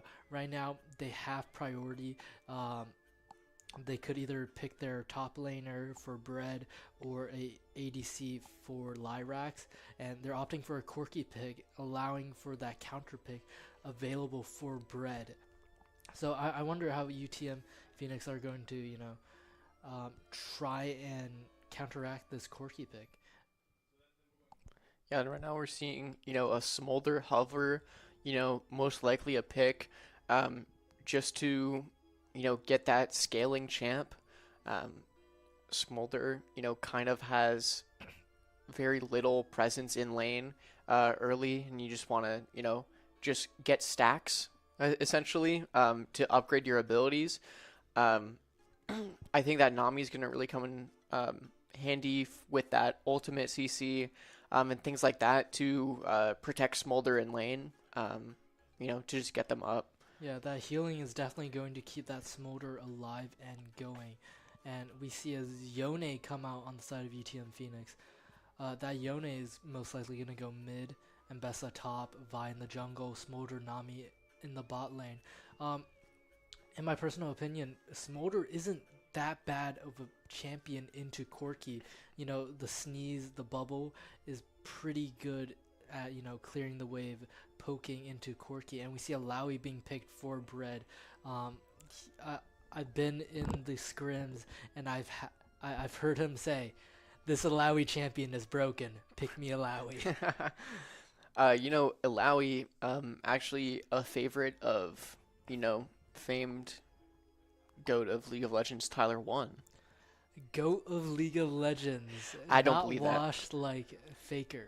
I don't actually believe that. I don't believe he's the GOAT. It's just he got to Challenger on every rank, which is, like, I guess is okay. But he really likes it. And let's see what our players are doing, getting prepped. Lyrax, you know, veteran. He might not be the captain, but he's definitely one of the leaders in this team. Everybody's, you know, listening attentively. They're getting ready to prep for the second match. Hopefully make it a quick and swift 2-0 for them to, you know, get home early, get some rest, get some sleep, you know. Yeah, I think everyone really, really wants to get home early, especially, you know, the people, you know, maybe sitting right next to me that have an 8 a.m. You know, I'm sure, I think when, you know, I was speaking to Lyrex, he said he wanted a good match, you know, that some people might interpret it as, like, challenging. So maybe like a 2-1. Maybe they go to the third match all the way. You know, I think that might just be you forcing your agenda on our teammates here because you really need to get home. Call it fake news, but I'm just wishing the best for our Terps. You know, a quick, swift 2-0 would get them tied with UTM, and hopefully they have the, you know, wins advantage, you know, in like rounds advantage versus UTM, and hopefully get a higher seed perhaps, so they can avoid RIT Orange in playoffs. But what can I say? I do want to go home and sleep. Yeah, I mean, I get it. You know, everyone has their priorities, but my priority right now in this here and moment, as I'm sure is yours, is to see this incredible match. You know, but we're just gonna have to take some time to get into this game. I'm not sure exactly how much long. You know, we've got some delay going on. Yeah, I think we're gonna take a short commercial break before we hop into the Summoner's Rift with you guys. We will see you soon.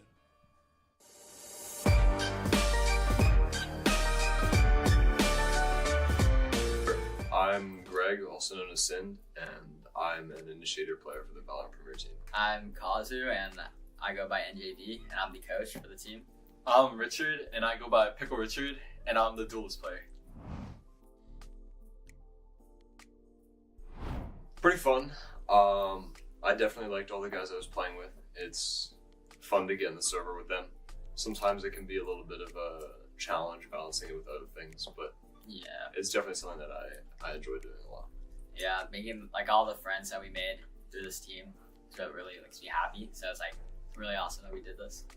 Yeah, I think I had really fun times on this team. I played well every single game. Yeah, you did. Yeah.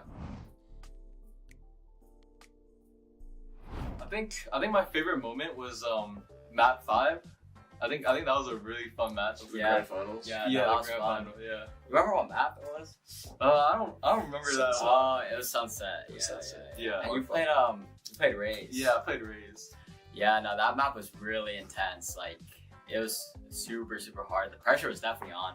Like, it was super late at night. It was like midnight or It something. was very late. It was really late. 1 a.m. or Like my favorite one was probably the first match of the season. Oh yeah. First time in the studio together. Oh, in the studio. Oh, yeah. Yeah, that was fun. It That was was like fun. fun seeing all the Academy boys in the studio. So that was sick. Yeah. My personal goal is I think I'm gonna try to hit Radiant this season. Yeah, Yeah. you can. It's Yeah. I think it's definitely to win Big Ten right now. and then place top 8 in CVAL. That's our goal. Top 8 CVAL. Yeah. Big Ten is definitely the thing I'm most interested in seeing. I'm not flying out, but hopefully, or the boys do well over Hopefully it. we win. Where is it? I- OSU? Ohio State? Yeah, Ohio. Ohio. I promise at least second place. At least second place? I think we can win it. I think we can win it too. I think we can. We gotta win be Big Ten. humble. Everyone, we just don't, we can't get complacent. Can't get complacent. Never that. That's a good one. Go ahead. Honestly, like unironically, I think Kazu is a very fun person to have in the program as like an emotional leader. Even though he doesn't always, sometimes things can get a little disorganized with Kazu at the helm. Yeah, no, for sure. Yeah. But yeah. For as much flack as we give him for being terrible at the game, he's actually Yeah, if you watch our He's games actually a very while I play, you'll be surprised. Like, I hear House is the guy my coach a lot. Yeah. Like, a weird about time. But I think Kazu's a great addition for him. I love that. Yeah, I love He's how great. You love Valorant. he's very wholesome. He is very awesome. Awesome. Yeah. He's radiant. Remember that. I'm ready to remember that. Yeah, and his timeouts have improved a lot too. As someone who's seen him coach over the last like 2.5 years. Yeah, I coached Your him old for a while. timeouts were. Yeah, that was when I was great. a little baby boy coach. Yeah, but Baby now coach. he's improved a lot. Yeah. I really like having him as a coach. Thank you, Gregory. Wow, this is great. You should do this more often. That's the most praise you've ever heard. He got an ego boost for free today. That was awesome.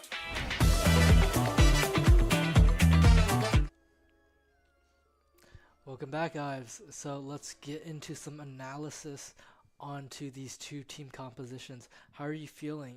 Who are you favoring, and what do you think is going to happen? I mean, no matter what, I'm still going to favor the Terps because I just think that they're an incredible team and I love them so much, and I'm definitely not biased because I go to the school here. But, you know, I just, especially in how that last game played out, the Terps definitely, it feels like they have more of a grasp on, you know, their positioning and things like that. You know, their laning isn't as strong as I would like it to be. UTM and in previous weeks, the Terps have kind of faltered when it comes to that laning phase, allowing their opponents to get an early lead. But, you know, we've seen them claw it back. We know that they can. All they just have to do is, you know, step it up, play tight in lane, and the win is theirs. Yeah, definitely always going to favor this Terps squad. I'm looking towards this Nefiri. It's been one of the highlight characters that Pika has been showcasing. It's not very common, so to say, but it's such, you know, he plays it with such elegance, you know, to a mature mother of 5 that it's really beautiful to see. That Silas coming out for Neko is definitely something to watch out for. I believe, you know, last time he played it, maybe he didn't get the best result as we want, but, you know, we're looking for improvements. We're looking for how he's going to improve upon the Silas pick. There's a lot of good ultimates that he can steal: Public Execution, Assault, and Battery from Vi, and Fate Sealed from Yone, but he can only pick one of them. And, you know, on the side of UTM, they have a strong mobile composition. They're fast. They're going to keep moving on their toes. And, you know, there's a lot of dashes from Vi, Mbessa, Yone. Smolder can fly over walls. And that Nami is just able to speed everybody up with her enchanting powers. Yeah, you know, I mean, I think when you were talking, I just kept thinking about how much I don't like Nefiri as a character. Personally, as a Yumi main, you could say, Nefiri, she summons, you know, her pups, things like that. And I think any character that does that, where they have, like, little minions that they summon, irks me a bit. It makes it a bit harder to hit a Q on Yumi. You just kind of have to trace around them, things like that.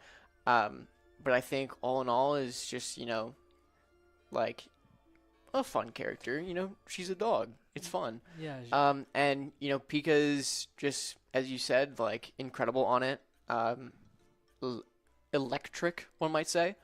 But you know, still a tall order. Yeah, I'm also looking for. I mean, the bot lane for both sides seem to be just good old reliable. You're not looking for anything, you know, flashy there. They're going to farm up. They're going to look for that team fight.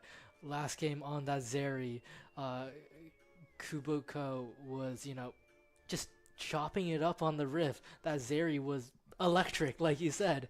But the standout guy with his illness on the Rift, his illness in real life, you know, his wacky picks, that Alawi, her ultimate's called Leap of Faith. I want to see what leaps that Brett is going to make for us. Yeah, you know, I think that Urgot, as we were talking about, incredibly strong. Alawi as a champion, incredibly strong.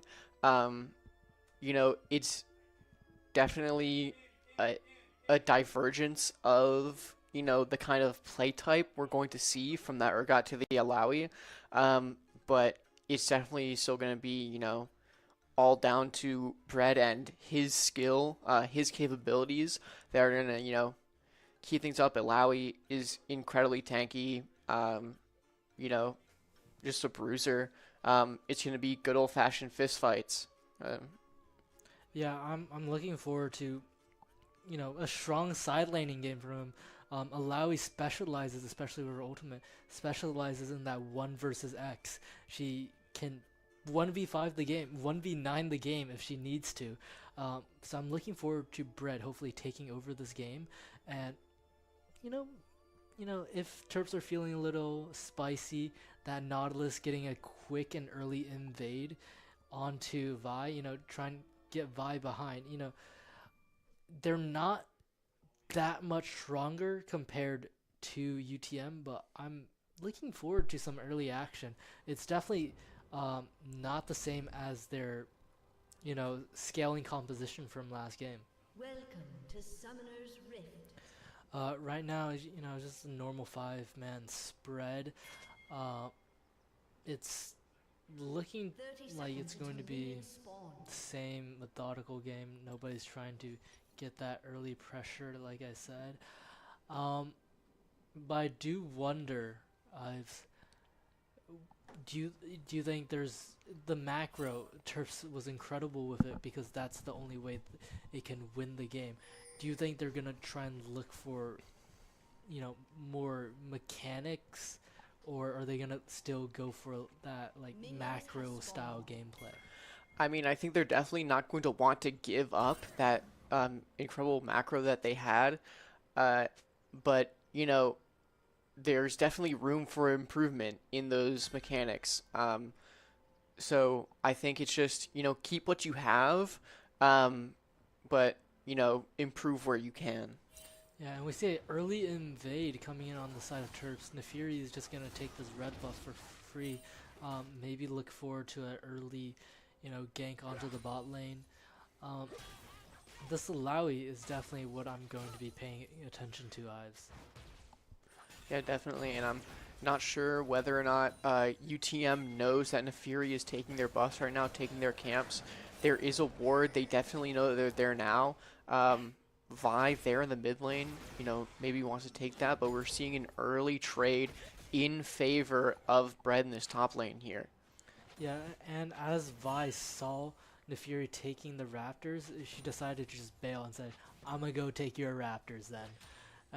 So we see Nefiri moving into her Raptors right now. It seems like she had vision knowing Vi was going to counter invade, and they're just going to duke it out in that top jungle right now.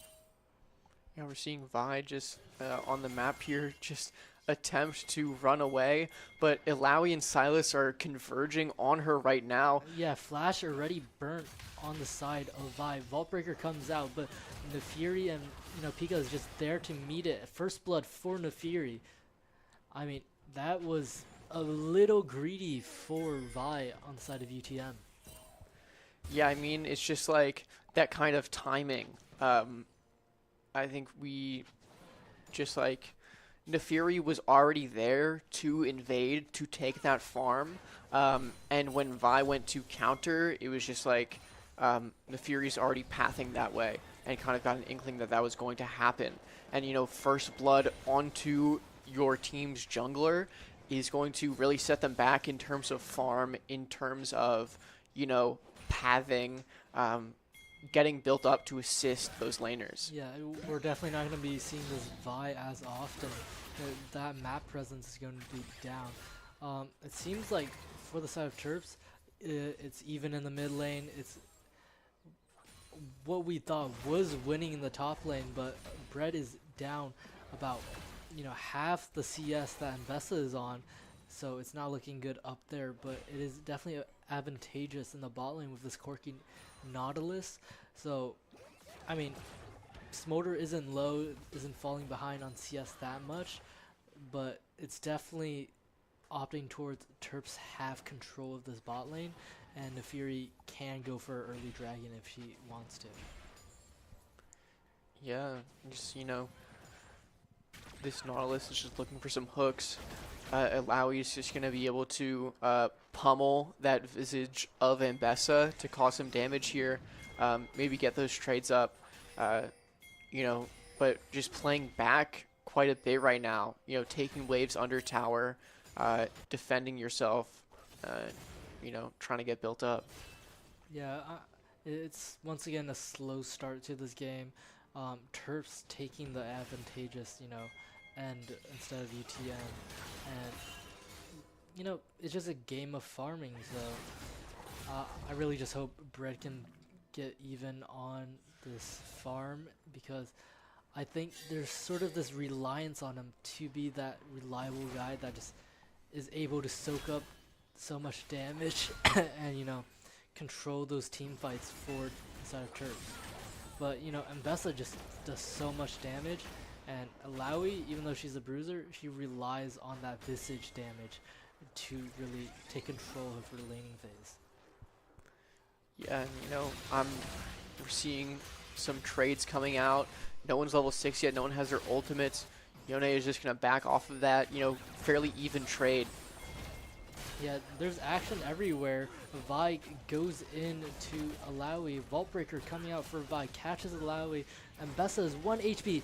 Brady kills Mbessa, pops ultimate, reaches level 6, and Vi cannot do anything. Bread gets a solo kill on Mbessa and survives the gank. I mean, that is what we're looking for, Ives. That's the reliable guy. He's sick, but, you know, he's putting some sickness on this keyboard right now. Yeah, definitely. I mean, I think what was really important was finalizing that kill on the Mbessa. You know, seeing some action here in the pod lane right now. Hopefully trying to get some kills themselves, following in Brett's lead, unable to actualize that. But, you know, what's really important is that even though you're getting ganked, you still got that Mbessa kill. Even if Vi had, you know, taken out Brett there, the trade was still basically even.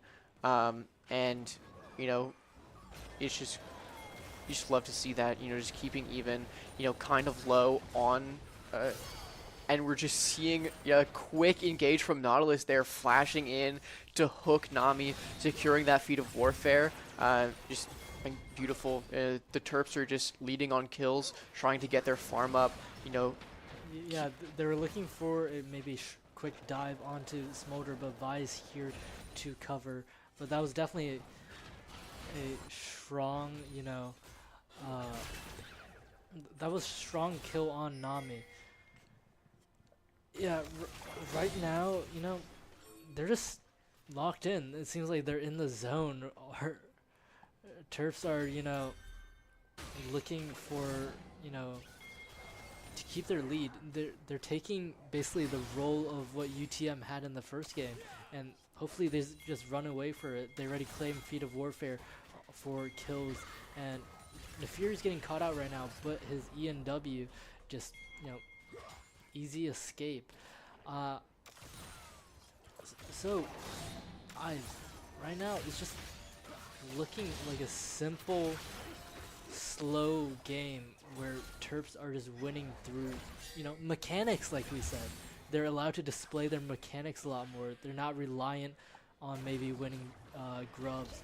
But, Pika on that Nefiri is definitely eyeing those grubbies right now. Yeah, definitely. And I mean, since things have been going so well, you don't really need that extra man to secure those grubs. No lane swaps have been coming out. Everyone's just sticking to their lanes, just farming up as best they can. When you're leading 3-0 and you have kills on your jungler, your top laner, and your AD carry, and your mid lane is just going even right now with an assist. You're just up everywhere. You can confidently, kind of just get into a head-on fight and at least, get out if you need to. Yeah, and via Mike, I mean, his Rel last game was just getting active. There were some misplays, but a lot of them were good looks. Via Mike is trying to just get active on these engaged champions. It's been looking like, really beautiful, and Nefiri's already on those grubbies on the top side. Yeah, definitely. And, as we saw, Terps bot lane pathing up to get the vision on that dragon there. Up, Vi is in the top lane, so no one's going to be able to contest that yet. Possibly getting a feeling that someone is taking the grubs. But Vi, caught between getting grubs or helping her mid laner, is going to opt for the mid lane. Yeah, and Nefiri is just going to get 3 free grubs for herself. It's looking like a strong laning phase for Yone, but he engages, too frivolously onto the turret, trying to catch out, Neko on Sylas, but that Sylas heals a lot. He did waste the hijack on trying to do a counterplay with the Fate Sealed, but it was a good read by Neko on that over, excitement by UTM's mid laner. I don't want to flame him too much, but the reason why they lost last game was because Galio got too excited engaging into the Terps. So I wonder if any of that not hesitance, but itchiness, any of that frustration is building up within the side of UTM. I mean, it's possible. I mean, right now it's just kind of an even mid lane, just doing your best. You don't have that tankiness of Galio anymore. You are Yone. You're just trying to get your power boost so you can do your best, but Nautilus is here to help maybe kind of tip the balance in Terps' favor. But, with those dashes, Yone is going to get away. Yeah, right now we see both of the bot laners for the side of Terps recalling, so Corky decided to cancel, so I wonder if we'll be seeing a congregation on this bot river. Sylas is getting really low though. He has TP up, so that is an option if they want to fight this Drake. Both ADCs are very low, however Smolder still has his ultimate and Barrier, and if Fury goes in, Barrier comes out, W comes out for Pika, and it's looking like nothing's going to happen. That ultimate already came out for the side of Pika, but I don't think he's as hesitant to start this Drake. He's just gonna go forward for it. He believes in his Sylas and Nautilus just to be able to cover, and Smolder's just backing off, so hopefully this is a free Drake for the side of Terps. Yeah, I mean, that Nautilus's full HP is in UTM's jungle, is just roaming, trying to protect the Sylas, hoping to get away. That hook is going to spare Neko his life. Yeah, Neko 1 HP, but he's still going back in. Overplayed his hand. Yone kills Sylas, goes back in. Fate Sealed and Assault and Battery are gone on the side of UTM, but they're still forcing a play mid. Pika going low, going to be killed by Yone. Yone just doing whatever he wants in this mid lane. I mean, it seemed like Sylas was saved and safe, but it seemed like the direction for Terps was they wanted to fight that, force the pressure, but Silas was caught out by Yone, and Pika just killed under turret by Yone. I mean, and Vi just got out scot-free, being on 1 HP also. Yeah, you know, I mean, it's kind of, I guess, the calling that happens there. Possibly someone said, like, no, stay, like, just, like, poke at them, something like that. You know, but in my opinion, the most you could have gotten out of that mid-fight is just, like, nothing. You're not there to get something, you're there to deny UTM something. But, you know, the Terps just kind of lost that fight. Yeah. We're seeing 2 flashes come out in that top lane as Mbessa attempts to get away from Bread here. Yeah, Bread already popped his Leap of Faith, but public execution still up for Mbessa and just goes in for a solo kill. Chris solo kills Bread. And, you know, I think Bread maybe got too excited after getting the first solo kill. This first Mountain Drake hopefully goes over to the side of Terps. Vi's not anywhere close to this dragon, looking for an invade on the Raptors. Right now, it's like a push and pull. This Yone is getting really strong, but it's also a lot of people are, I guess, overplaying their hand. Maybe it's getting too late in the night for them. But certainly this Vi and Nefiri is a matchup to watch out for. They're both, you know, very gank heavy, hopefully, and surprisingly, this bot lane is the least actionable, I guess, right now, and nothing's happening. Yeah, for sure, but I mean, as you can see here, it still favors the side of the Terps. I think this bot lane confidently is, you know, a winning lane for the Terps. At least if the other two aren't. I think this Alawi and Bessa is back and forth right now. Yone seems to be, you know, cutting off Neko from, you know, any kind of, like, success in the lane there. But, yeah, ability is wasted on the side of Mbessa, but she has a million dashes and survives the gank by Pika. Yone and Vi are coming up. It's a 3-on-1 right now with no pressure. It's going to be a fight on the Herald. We're looking at bot lane already arriving for the side of Terps, with Smolder still trying to catch, you know, bot wave against Silas. Silas has TP, so it's going to be a TP advantage for the side of Terps. It seems like UTM know that they're at this disadvantage right now, and maybe they're just gonna try and give this pressure. Fate Seal comes out, catches Lyrax on Corki. TP comes out for Mbessa. Via Mike is caught out. Lyrax caught out, dies to Vi. Alawi TP's in. The Leap of Faith comes out. Public Execution comes out on Bread. Bread goes down to Nami, and Vi goes in under the tower. Via Mike catches Vi, and a kill goes over to Pika again. And, you know, bystander in all the action, Smolder and Silas are just farming the bot wave. I do wonder why a TP didn't come out for Neko, and Via Mike barely escapes with his life. yeah, I mean, I think Neko just really wanted to get rid of that Smolder, essentially, to keep him busy. Possibly, like, I'm winning this fight, I can take it, I can stay here. My team doesn't need me, but in reality, you know, essentially half of the team there got farmed for UTM, putting them in head in terms of gold and kills in this match right now. Yeah, in my personal opinion, I feel like, you know, Neko should have just TP'd mid, but that's might just be hindsight bias at this point. We see a lot of pings coming out with a dive onto the bot lane. Corki trying to shred down this Smolder. This tower's on 1 HP. The Smolder's, you know, bound to die at this point. And I think Pika's just going to go in for a free kill onto Smolder, missing both of his Qs. But, you know, it's basically charity at that point.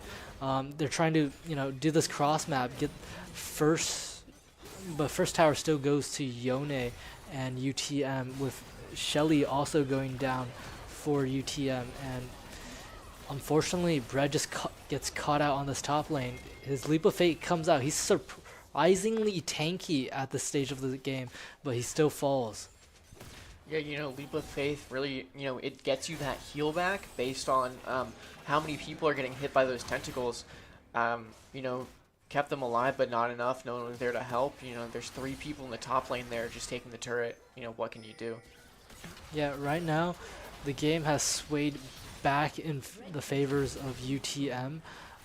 They're ahead with 1k gold, but, it's nothing we haven't seen yet in the first game. Right now, we're looking for that turning point for both sides. What will both sides do? Like a team fight, a gank? Are they going to wait for objectives? I think most likely on this Ocean Dragon is where the major turning point is going to come out. Yeah, for sure. This Ocean Dragon spawning in 15 seconds. If the Terps get that, they're going to secure feats of just feats. That's the feat of monster slaying. Just going to get that. They already won feats of strength. UTM has gotten, the feat that involves, taking out the tower. But this will be the 3rd and final objective that the Terps need. UTM has only gotten that Herald. Yeah, it's looking like this mid lane bot river skirmish is coming back into action for both sides as Mbessa engages onto Nautilus. Corki goes in. Ultimate comes out from Nautilus. Smolder goes in. Pack of Hounds comes out for Pika. Vi caught out already. This should be a free Ocean Dragon on the side of Terps. It was a good catch. Vi went too deep with her Vault Breaker and just couldn't deliver on it. Proper engage where their team felt comfortable entering into the fight. I mean, UTM was just basically sidelined there. And your strongest champion, Yone, was stuck bot lane with Alawi just basically having to duke it out. And this Alawi champion, as it gets later in the game, she just does so much damage with her visage. Definitely, and it's incredible for countering Yone, who's able to get back. Right now we're just seeing taken out by that gank from Mbessa. Unfortunately, no one was there to assist. That's going to put a wrench in their plans for getting that Ocean Drake. Yeah, that was a quick engage by UTM with a fast public execution and Fate Sealed burn, though. So I don't think UTM are suited for this fight. They have no ultimates to be able to fight, but they're going to throw down Shelly. They're going to look for something. Nautilus goes in on Vi. Vi goes into the Shelly, tries to engage onto Corki. Corki W's out. Vault Breaker onto Corki. And, nothing's quite happening, but on the side of Terps, everybody is low. Smolder comes out, tries to catch a low HP Corki, but nothing's happening. Pika's, just toying with them a little in the jungle before he dashes out. No one could really chase that. Yone was on a time crunch, trying to secure a kill. Unfortunately, unable to for UTM. But I mean, no one died there. You secured the feats of monster slaying, getting those feats of strength. Your jungle is getting run through by everyone right now. Yeah, Bread is taking the brunt force of this damage right now. He's below half HP, and he has to burn his ultimate to try and get some healing back. But, it's just a messy engage. Public execution comes out. Vi ultimate comes out. Corki is safe. Kill on Lyrax for the Vi. Double kill for Lyrax on Nami now. And Pika is just trying to chase them. Yone is low HP and Smolder is escaping, basically. And we see Silas, just trying to catch that bot wave with a TP coming out.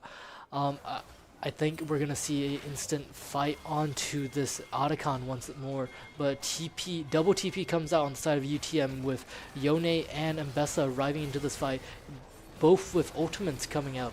I mean, it's going to be a messy fight, 4 versus 3, but UTM's not budging at all. Nautilus goes in, Fate Sealed catches him, but, his timer runs out on that shadow step basically. Yeah, and I think UTM wants to take over the position that the Terps had in defeating that Otacon, but unfortunately they're not doing enough damage at all to you're seeing this back and forth on the position of Otacon happen. Everyone's still alive for the Terps and UTM. Everyone is here. This fight is gearing up. Nautilus is coming back into the fight with full HP. Yeah, Otacon's 1 HP right now, Ives, and it's going to be a 50-50. Who's going to smite it? Otacon resets. Never mind, I guess. And Silas being caught out by Yone right now. Silas just trying to fight within the Baron well. It's going to be a long engage. Vi goes down again due to Pika. Public execution comes out from Mbessa. Mbessa manages to escape. You know, Silas is just in the middle of that fight. Smolder kill on Silas. Otacon goes down for the side of Terps, but it's going to be a triple kill for Smolder. It's looking like a repeat of the first match. These objectives are swaying the way of Terps' eyes. Yeah, definitely. I mean, you know, UTM has only gotten one objective, and that's the Rift Herald that, you know, doesn't really give you anything for longevity in the rest of this game. You know, Smolder getting 3 kills there, that's definitely a lot of stacks for your passive, able to upgrade those abilities. And, you know, the buffs from other sources are definitely something that you're going to want to go in tandem with, you know, your scaling. But, you know, in that fight that happened, the priority was that Vi. She was just in the middle of everything. Yone was preoccupied trying to take on Alawi. You know, Vi was just left alone, exposed. 3 people dove her. You get that kill, and then they said, okay, Otacon's low enough. You guys keep him busy. We'll take him. And a 3v2 is, you know, it's not bad. You know, it's unfortunate that you have to give up those 3 kills. You get 2 back, and then you get that Otacon. I say that's, you know, net positive for the Terps there. Yeah, definitely. With Baron coming up now, they're going to once again pressure this Baron. I mean, they're not on soul point, but this Mbessa seems to be getting caught out right now. But you know, Terps decide not to engage on that. But this Vi champion, I'm just gonna say, runs it down. My personal bias is getting ahead of me, and this Vi champion is proving all of my biases correct. I mean, I wouldn't even say it's a run it down problem at this point. It's simply just the Terps are capable to keep UTM preoccupied to, you know, get those important picks. Yeah, I mean, it's the same old story for the side of Terps right now. They're just holding this mid lane control and waiting for these objectives to come up. With Drake coming up now, Vi looking for engage with this Vault Breaker. UTM have control of bot river. Engage onto Corki. Fate Sealed burned already. Corki managed to escape scot-free. I mean, right now this positioning is favoriting the side of Terps, with Alawi being caught out by Vi, but nothing's happening. I mean, it's just a lot of poke. Vi's already half HP. Fate Sealed hijacked by Silas. Right now is a slow engage with Bread just chunking away the health with his E. Yeah, you know, this Alawi ult just got back up. Maybe you're going to see some, you know, fiercer engagement as they attempt to work around those ultimates. But right now, they just felt like they're in a good position. They forced UTM off of this mid lane and this river enough where they're going to take that dragon. Yeah, it's going to be a quick start on the Cloud Drag. UTM seem to think they haven't started it and are still pushing mid wave. Vi goes in, Vault Breaker comes out, rooted. Cloud Drag goes for the side of Terps.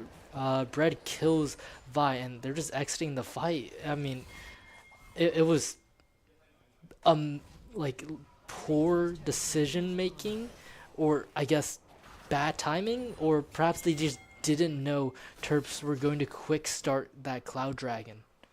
Yeah, definitely. I mean, the Terps are feeling confident. They're playing essentially like, okay, if we can, you know, get them to this position, or, you know, put them on the back foot, we can just take these objectives with ease.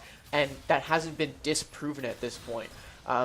you know, 3 people were still in the top lane, in the mid lane, I mean, while that dragon was being taken, and they just couldn't walk through the rest of the Terps to do that. You know, 3 people were mid, you know, 2 people were in the jungle or in bot. Just really split up, really disorganized, and that was just because of the Terps just going all in on that mid lane there, forcing UTM into their jungle, and, you know, the exit points which they took were just so scattered, you couldn't do anything. Yeah, definitely, Ives. Right now, it's basically a mirror copy of the first game. I see Terps is eyeing that Baron once again, but this time around, they're not behind on gold. They're basically even, and the only one behind on like that quote unquote lost laning phase in CS is Neko on Silas. But Silas is more of a utility based character, being able to hijack those like strong ultimates, being able to just assassinate the squishy targets. So I mean, I don't want to say anything too early, but Terps are taking the lead, just like with objectives and with just map control. Yeah, definitely. And they see the Symbessa. She's caught out 3v1 right now. Vi is coming into Goes down assist. instantly for the side of Terps. I mean, Vi just runs it down. Fate Sealed comes in. I mean, everybody goes low. Pika 1 HP. Vi goes down. Alawi with a double kill onto Nami, and Lyrax manages to kill Smolder. Is going to be a free Baron start for Terps. I mean, that was messy gameplay, Hives. Yeah, it was just a 4 for nothing. Terps is just going to get 4 kills. I think what is, you know, really of note there is just UTM had no vision in their own jungle. And so they're playing as if, you know, everything's fine. They're just going to, like, keep staying in the side lane, keep farming, things like that, figure out a way to get back into this game. But, you know, the Terps are just, like, essentially roaming in there. They're, like, shadowy figures that will just pop out and scare you. You know, they saw that Mbessa alone. They knew where other people were on the map. They said, this is a safe play to make. And then they took it. And then, you know, what really just allowed them to get away with it was just UTM coming in one by one to assist an Mbessa that was already dead. You know, Vi came in as soon as Mbessa died, and so it's just like, oh, it's another 1v3 that I can take. And they took it, and they got it, and then the rest of the team, you know, showed up later, but, you know, the rest of Terps showed up too, and it's just like, you're taking those fights, you already started at a disadvantage, you just need to cut your losses, and that call just didn't come out. And, you know, they just let those losses snowball into a Baron play. Yeah, and Terps, with the gold lead now, they're about 4 to 5k up versus UTM, and they're, you know, with this Baron, they're not overplaying their hand. They're waiting for the soul to come up, and they're just, you know, playing this mid lane again. They're just trying to keep control of mid lane, but Vi goes in with her ultimate, catches Corki, but too far in. Mbessa also goes in. Corki's 1 HP. Lyrax shut down by Mbessa. So does Pika, goes down to Mbessa. This Mbessa's chopping it up on this block. And, you know, Viet Mike also goes down to Smolder. I mean, that was a quick engage. I thought Vi was going way too deep after Lyrax goes out with that W, but it seems like there was no damage to burst down that Vi, and all the support was there for the side of, you know, UTM. And this dragon seems like, if UTM is smart about it, it just goes the way of UTM. It's a free Drake, and they deny soul. Yeah, definitely. I mean, a lot of what has been making these team fights work is that Alawi's tankiness and ability to, you know, keep people busy as, you know, the Corki or the Nefiri is coming in to, you know, finish those people off. Vi definitely would have been an overextension had she stayed for longer. We saw, you know, that chunk to half HP as she came in with the cease and desist and the vault breaker, but, you know, she was just able to get away and, you know, buy time for the rest of UTM to come in and finish those people off in essentially what was, you know, a man advantage fight. Yeah, well, on the side of Terps, they're not behind even after losing that fight. They still have some Baron buffs going up, so they're just going to take a mid tier 2 for free. And, you know, a little poke comes out, but Bread, you know, shrugs it off, basically. They're really pushing this advantage with, you know, Baron buff, and they're going to take bottom tier 2.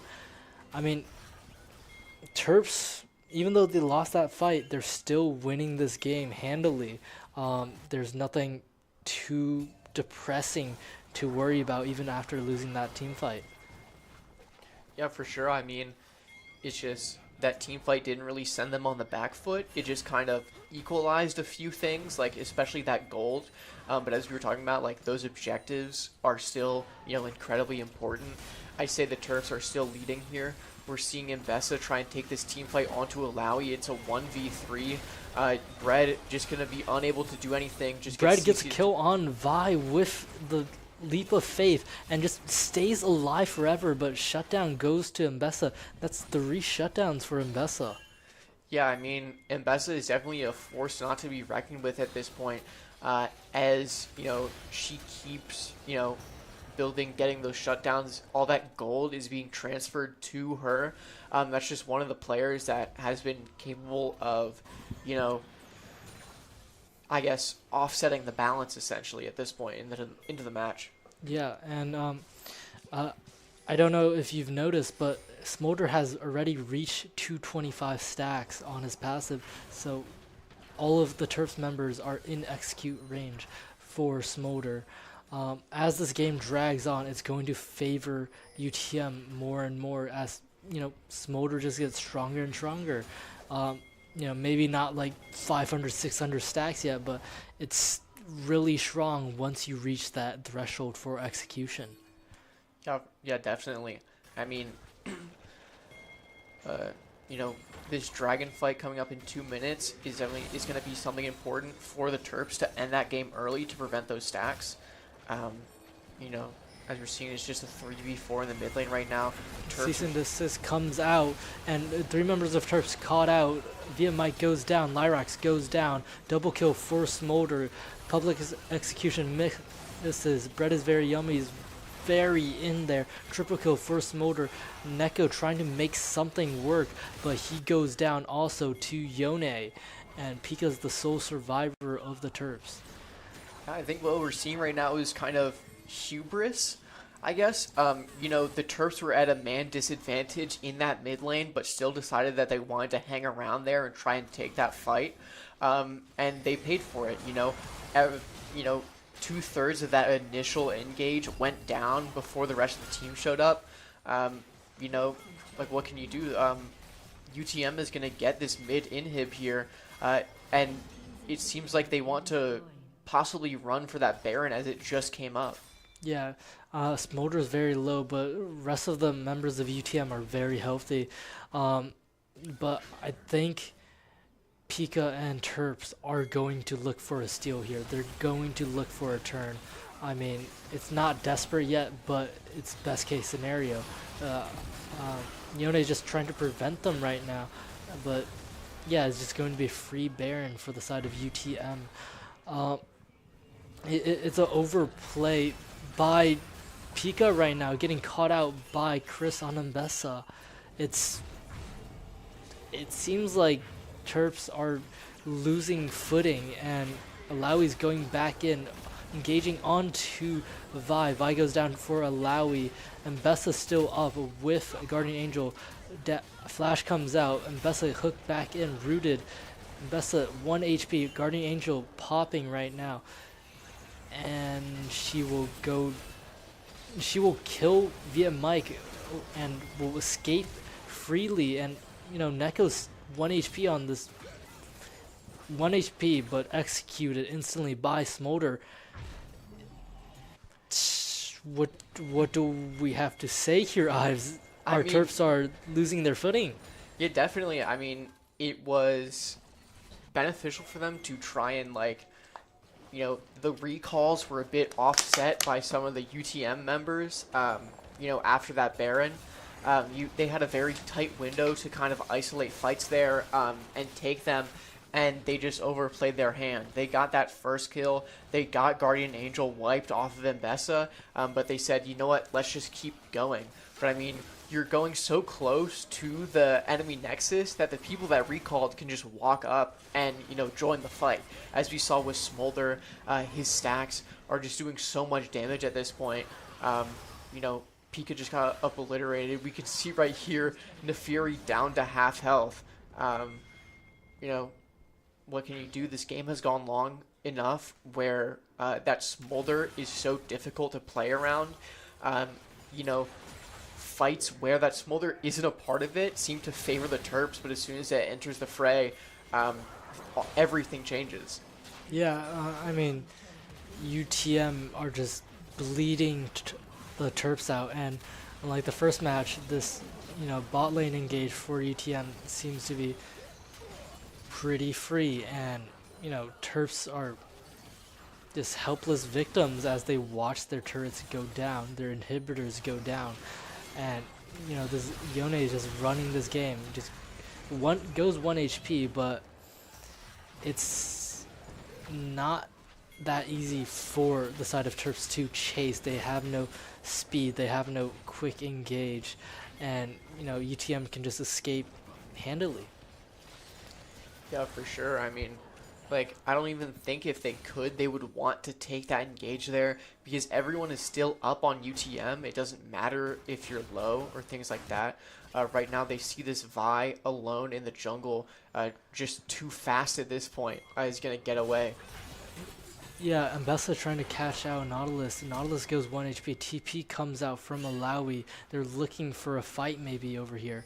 I mean, no objectives are up right now, but the Terps are trying to force something to happen. The Smolder already burning Sterax on Bread. I mean, it's looking like not a good fight with both of your tanks half HP. You gotta cut your losses. Cease and desist. Fate Sealed comes out. Lyrax goes down instantly. Pika trying to go into Yone. Guardian Angel almost getting popped. But, you know, Neko is just running for his life after hijacking that Fate Sealed and using it. He's not going to leave with his life. Yeah, you know, just unfortunately, but I think, you know, you make that play, you essentially said, like, Mr. President, get down, and you took that, you know, you just kite damage for Pika as they recall, try and get back in here to defend the Nexus, but, you know, just UTM is just way too strong at this point. That Guardian Angel is going to burn, just going to have to go in, but you can't do anything, and this is going to be game 2 for UTM. Yeah, that Smolder just took over the game, just scaled, and, you know, just a highlight player on the side of UTM being able to hold it together for them. Definitely, I mean, it's just crazy how quickly things changed. The Terps just gave up essentially too many kills there after, you know, things started going even for UTM. Smolder got stacks so quickly based on, you know, the amount of kills that they were getting onto Terps, especially around like that Otacon fight and around objectives, things like that. Things that if you weren't playing against a Smolder would have, like, you know, low amount of impact. I guess, you know, giving up those kills, but, you know, because you're playing against someone that, you know, it's their job to scale and to get kills so that they can get stacks, you know, it's just an unfortunate situation. The Terps couldn't end the game fast enough, and things just kind of fell out of their favor. Yeah, it seems like they were, like you said, Ives, they couldn't end the game fast enough. They were on 3 dragons. They were trying to secure that 4th one, but they were caught out before that fight. And from then on, it seems like it just snowballed to the side of UTM. And after that, they just lost control. That Smolder kept ramping up, and it's just a powerful little dragon. You can't really do anything about it at that point because, you know, Terps, their, you know, composition isn't built for that late game, you know, survival. Yeah. So hopefully we see some adjustments, like return to form in the 3rd match. Hopefully we see that, like, miraculous positioning come back out like they had in the 1st match. We saw a lackluster amount of that in the second match.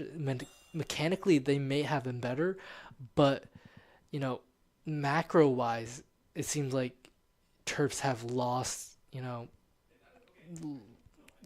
Their brains are scrambled. Scrambled eggs. Yeah, definitely. I mean, it'll be great to see, how things change, for better or worse as those characters get banned out, and, the depths of people's champions pools come out. And, we're looking forward to that right after this quick commercial break.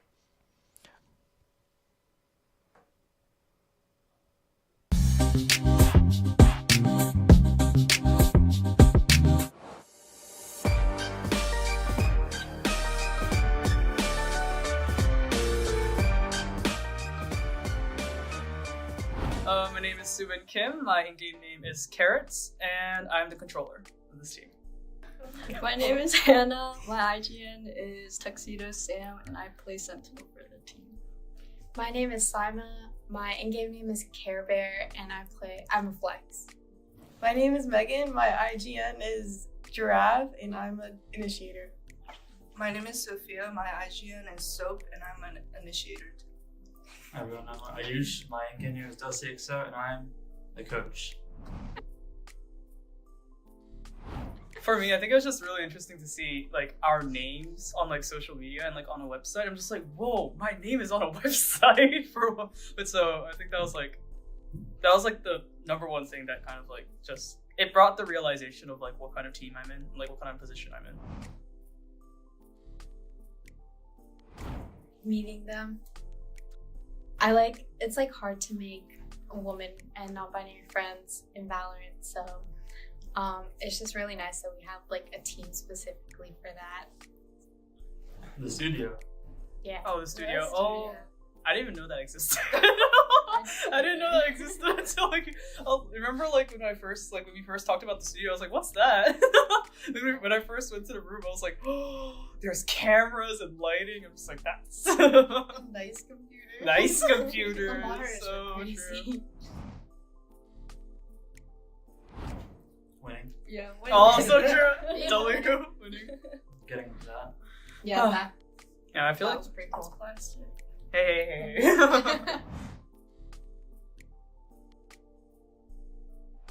I would say supportive is definitely like Dusty and Rachel. Those two, just like making sure we had scrims down, making sure we had practice schedules down, like Dusty making sure like to pick out what we did wrong, just like, helping us improve. I think definitely. Yeah, Dusty's a very present coach. So very. It's like, he's really reliable and helped us see the whole season. Thanks, team.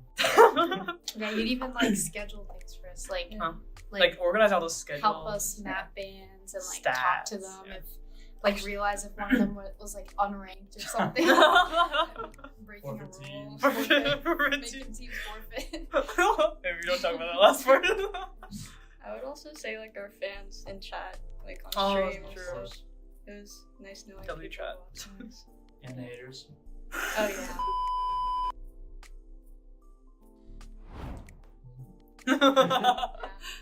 Improve in the higher division. Mm-hmm. Yeah, it is definitely more challenging because we're in a higher division now. But I think we could, like, with our coordination, I definitely think we could. We need to bring home another one of these.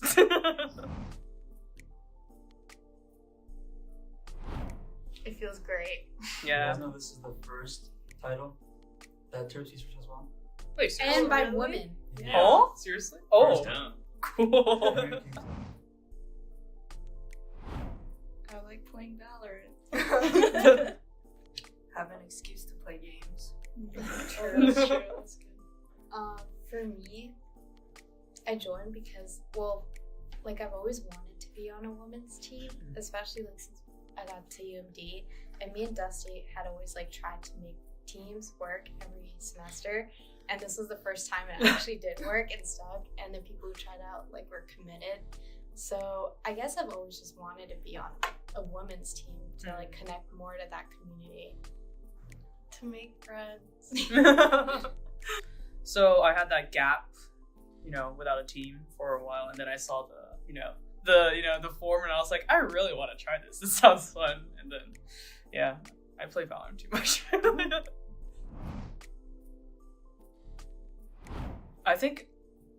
I mean, first of all, I did not imagine me being IGL when I first started because I am outside of my Lilac team. I am known as the no brain, only aim chamber in comp. So I did not imagine myself being IGL. But like, I think it's like if there were some difficulties in the beginning because no one I wasn't used to giving out comms. I was just very confused. But I think now it's just like the amount of trust that my teammates give me when I give out comms and the amount of coordination that we have. Like I just love being IGLing because I trust that things will work out.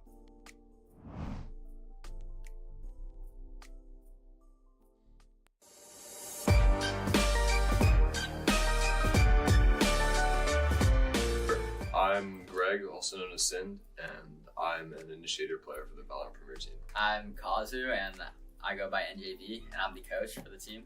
I'm Richard, and I go by Pickle Richard, and I'm the duelist player. Pretty fun. I definitely liked all the guys I was playing with. It's fun to get in the server with them. Sometimes it can be a little bit of a challenge balancing it with other things, but yeah, it's definitely something that I enjoy doing a lot.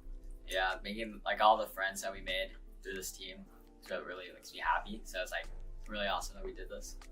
Yeah, I think I had really fun times on this team. I played well every single game. Yeah, you did. Yeah. I think my favorite moment was map 5. I think that was a really fun match. The grand finals. Yeah, yeah, that the was grand fun. final. Yeah. Remember what map it was? I don't remember that. Oh, it was Sunset. Yeah, Sunset. yeah. Yeah. And you played Raze. Yeah, I played Raze. Yeah, no, that map was really intense. It was super, super hard. The pressure was definitely on.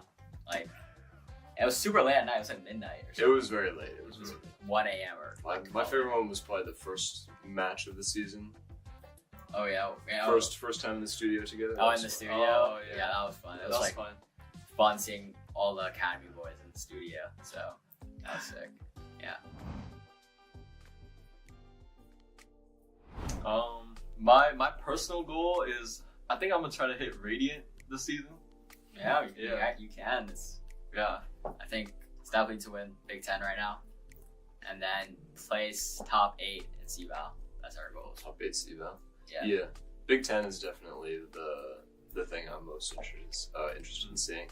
Mm-hmm. I'm not flying out, but hopefully, or the boys do well over Hopefully it. we win. Where is it? OSU? Ohio State? Yeah, in Ohio. Ohio. I promise at least second place. At least second place? I think we can win it. I think we can win it too. I think we can. We gotta win be Big Ten. humble. Everyone, we just we can't get complacent. Can't get complacent. Never that.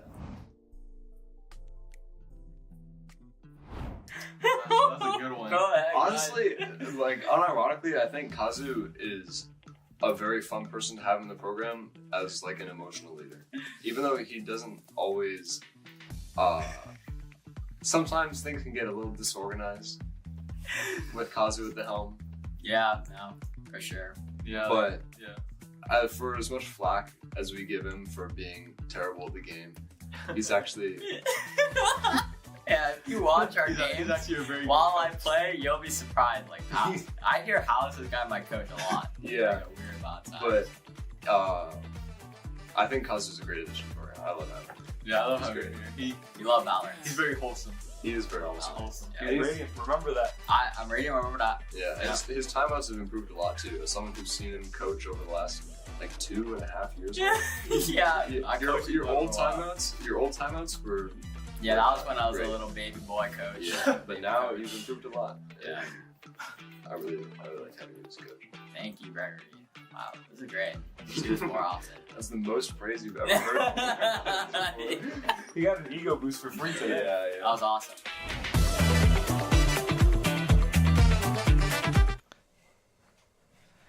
Welcome back. Are we ready for this third game? I mean, maybe. I guess. I mean, it's gonna happen whether you like it or not. It's 1-1. Got to finish the series. Got to see what the end of it all is gonna be. Right now, UTM Phoenix are getting this LeBlanc out early. we usually see that as a late ban for the Terps. Unfortunately, they're not going to be able to do that this time because, UTM picked it. Could possibly be like incredible like shadow pick that UTM has just been holding on all this time, and that's why the Terps have been banning it out.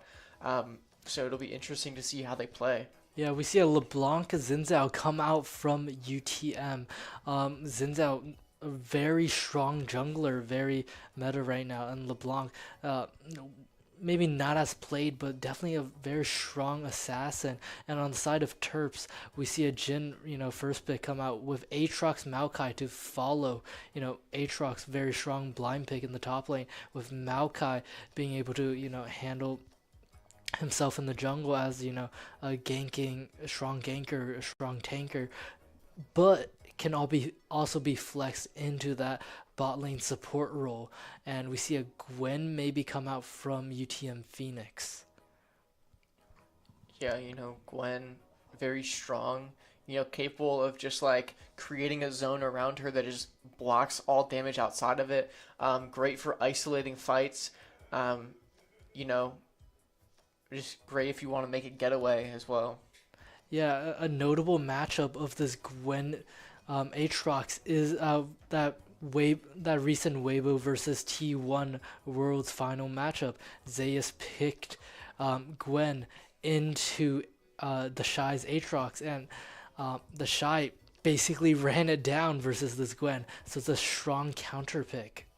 There's going to be a Lissandra ban coming out for UTM Phoenix. They're maybe expecting this mid laner is more of a problem than, support or something else. Let's see what Terps are trying to ban out. I think it would be a safe choice to probably ban out ADCs. Nico's seems to be hovering, so Terps seem to be opting to ban out the support for the side of UTM. Yeah, definitely. I mean, it'll be interesting to see whether this last ban is also a support ban. I think, it's just kind of similar first 3 bans, and you're coming in to just basically be like, we'll have people not chosen yet, that Morgana coming out. I think it's a frequent ban against the Terps. I'm not sure if that's, Neko has some incredible Morgana. Personally, Morgana is very off meta because the way in which she fits in, either in mid lane or in support, both isn't, super effective. Yeah, definitely not. I've never seen via Mike or Neko play it, so it's kind of an odd ban coming out from the side of UTM Phoenix. Maybe they have a meta read to say, like, even though they haven't played it before, it's a strong option against our composition, and we would rather have it banned. And Terps, have banned out another support, Blitzcrank. Jhin doesn't do that well in, close range fights. He needs time to build up gold. He needs his range to use a sniper. So I want to see what UTM Phoenix are going to pick. I think Yunara, which was previously banned in the last match, comes out for UTM Phoenix, and right now I wonder what Terps is going to play. I mean, it's tense, really, Ives, with playoff contention in the stakes. I think the Terps would rather not, go into that like tie-breaking situation. Yeah, for sure. I mean, if they win this, they secure that playoffs. I think they're really going to pull out all the stops that they have. We have this Karma pick coming out, for that shielding, for that zoning, for Jhin to, keep distance, especially against that Yunara, who was just incredible at poking. And we're seeing an Olaf pick coming out. That is our top laner. I did hear some rumors, some whispers. I know that they wanted to pick Gragas, but they switched out at the last second there. For an Olaf, they were definitely talking about they're going to, try and essentially make it look like you are you've already picked out your top lane, so it doesn't get banned out. So what you want doesn't get banned out. They assumed UTM Phoenix thought that Aatrox was going to be in the top lane. I now assume, is that It's their going mid lane? into the mid lane. I have heard some little birdies cooking it up since last week. And, that Karma pick's also very smart. It denies Yunara of a strong enchanter that, shields and be able to give her lane control with poke. And, Jin has that, favorability in lane now, being able to just poke alongside Karma. But highlight of this, what is Neko going to do with this Aatrox mid lane? Yeah, I think it's going to be really interesting. You don't see that happen. Very unusual. I think Neko, as one of the players, has been definitely kind of in the dumps there.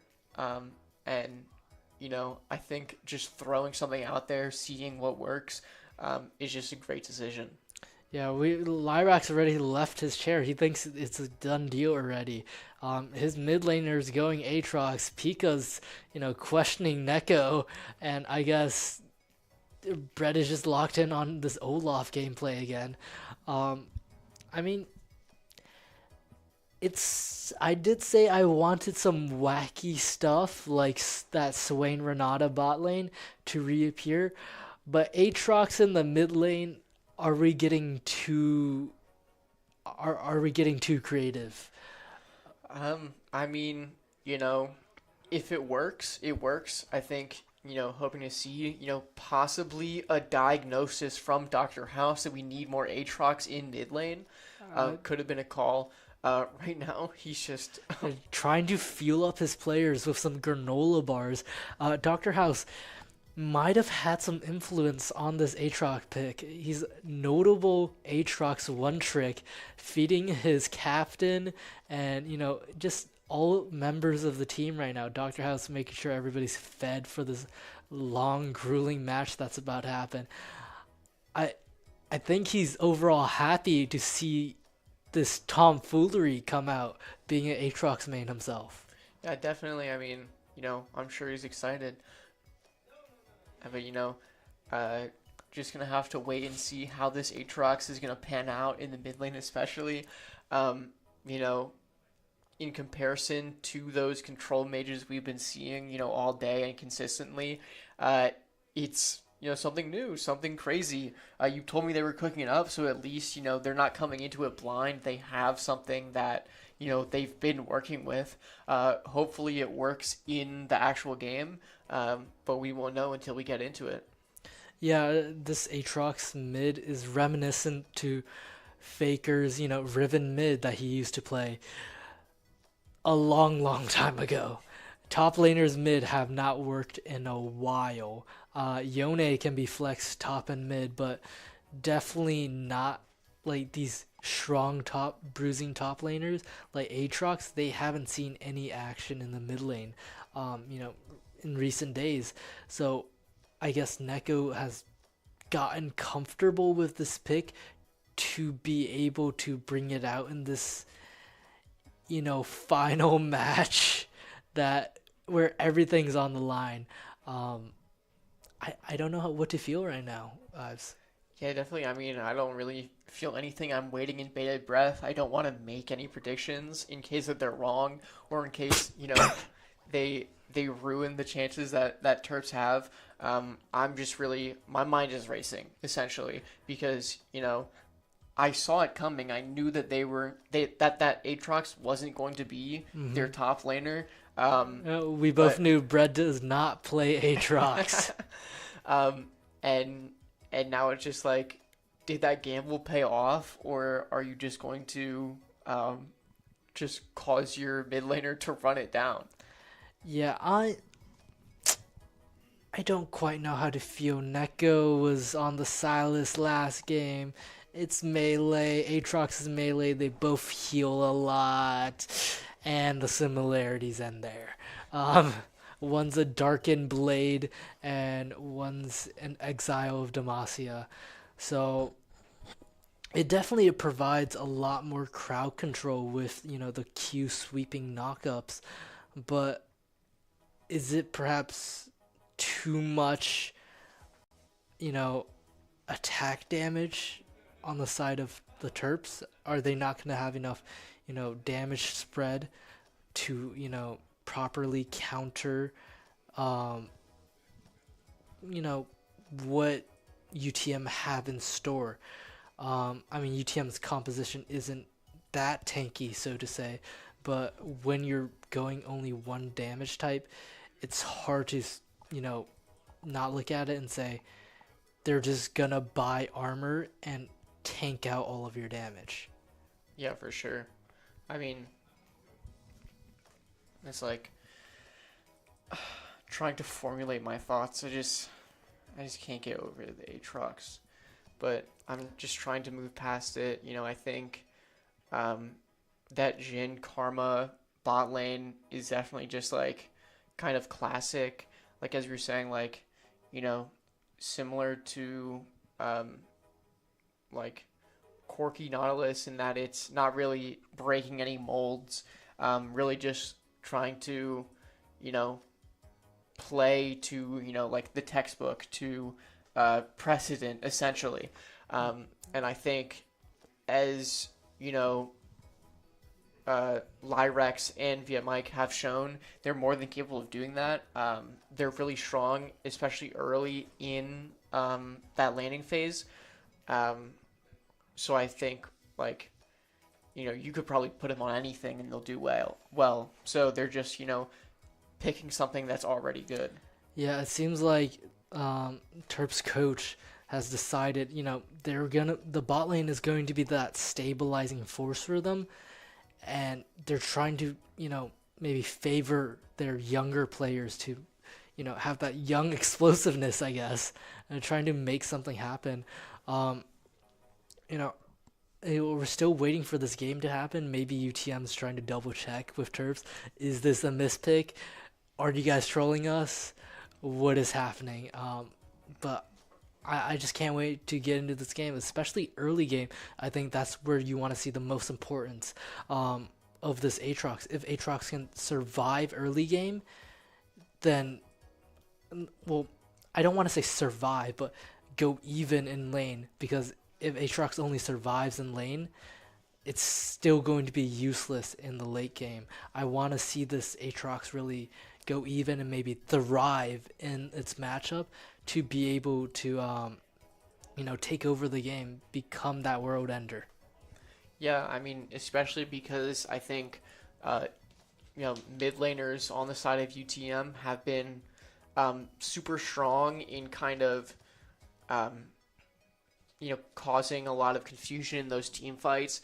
Neko hasn't really been able to, hold ground against a lot of these, players, or these champions, I guess, just one player.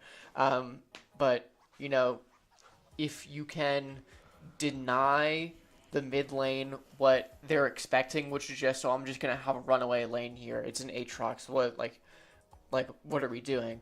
As long as you can, essentially deny that and, make sure that they don't have a runaway lane, I think it's a pretty good setup for the late game. Yeah, I did remember, I think I did hear that the side of UTM might have substitution going on with the players, so I think that's probably what's holding us up with jumping into the Summoner's Rift right now. So I do have to see is this like a known substitute, or maybe somebody's Wi-Fi crash? Who knows?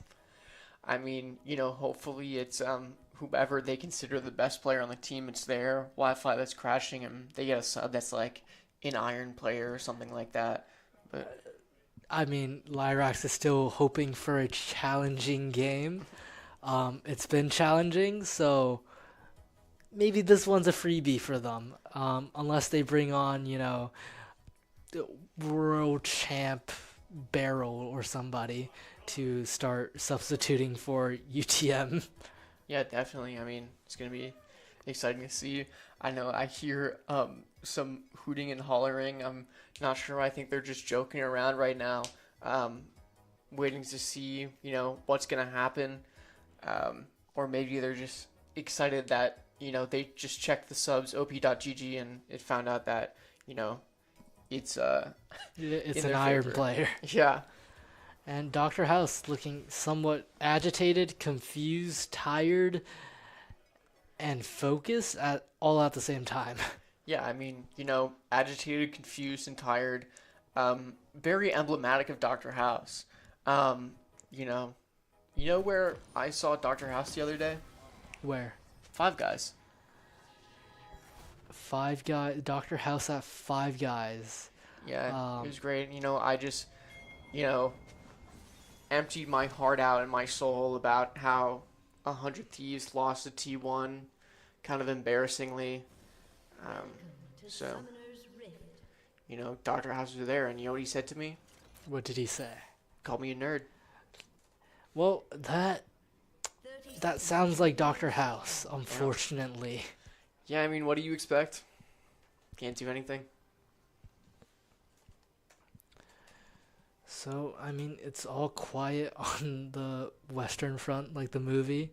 I mean, well, bot lane is more east. It's all quiet on the front, on both fronts. Not much is happening this game. And I guess we're just waiting for the laning phase to happen. Just UTM is just watching their jungle, their top lane, just trying to keep any invade from happening like what happened last match. Definitely, allowed for Pika to get that early advantage. I think an invade as a Maokai, might not be as feasible, but,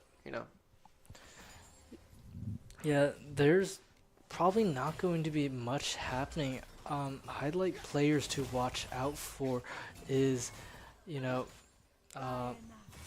this Yunara ADC for UTM has been, cooking it up these past matches. Mid laner for UTM also cooking it up. But on our side, Pika and the Bread has been substantial players, holding it down for us. Yeah, I mean, what I think in difference to last week, we haven't seen UTM's top laner really pick any of these split pushers that have really, bogged Bread down consistently. And, I think that's really contributed to the success of the Terps, especially in team fights. Yeah, when Bread is allowed to, play freely, then he's, allowed to play his best self, basically. Well, right now, for the side of Terps, it's looking like a dominating bot lane right now. Lyrax on that Jhin is, pretty amazing performer right now. We haven't... I believe it was most likely the support that was substituted out on the side of UTM. But who knows, honestly. I don't think it matters at this point. They just need to put their best foot forward and try and win this game like the previous two games. It's going to be an exciting match no matter what. The key players are still here, and hopefully they perform just as excitingly as last two matches. Definitely. I mean, right now in the mid lane, we're seeing, as we said, that Aatrox, Neko on Aatrox just getting, pushed out, having to take fights under tower, and we're seeing, Xin Zhao path up here. Just going to recall just seeing like, hey, is there any possibility that we can do anything? But I think Neko is just playing smart, not letting any of that happen. LeBlanc, really, easy to get in, poke, and back out, just sending, that clone after him. Really a danger to watch out for. Yeah, this LeBlanc is very strong in this mid lane with Electrocute, chunking most of Aatrox's health, and a first blood solo kills happens in the mid lane. Even though Aatrox took Arcane Comet, he still isn't able to, do anything in this lane. He's losing a lot of gold, and he's just suffering in this lane matchup. There is a lane swap coming out with Terps, Jin, and Karma going to the top lane, matching this Gwen, waiting for Grubs to come up maybe. I mean, there's still 3 minutes on Grubs, but they're trying to get something to happen, I guess. Yeah, definitely. I mean, I think Olaf is really like their kind of dark horse for the Terps. Bread loves to pick him. I think he's really comfortable on that. And he loves to just like essentially get in there, do a lot of damage, cause a lot of chaos. And possibly this lane swap is just, make it more favorable for him. Yeah, I mean, they're definitely bullying the Gwen under lane, the Terps bot lane. It's no struggle for them really, but we gotta see how Olaf does in the bot lane against this Yunara Rakan.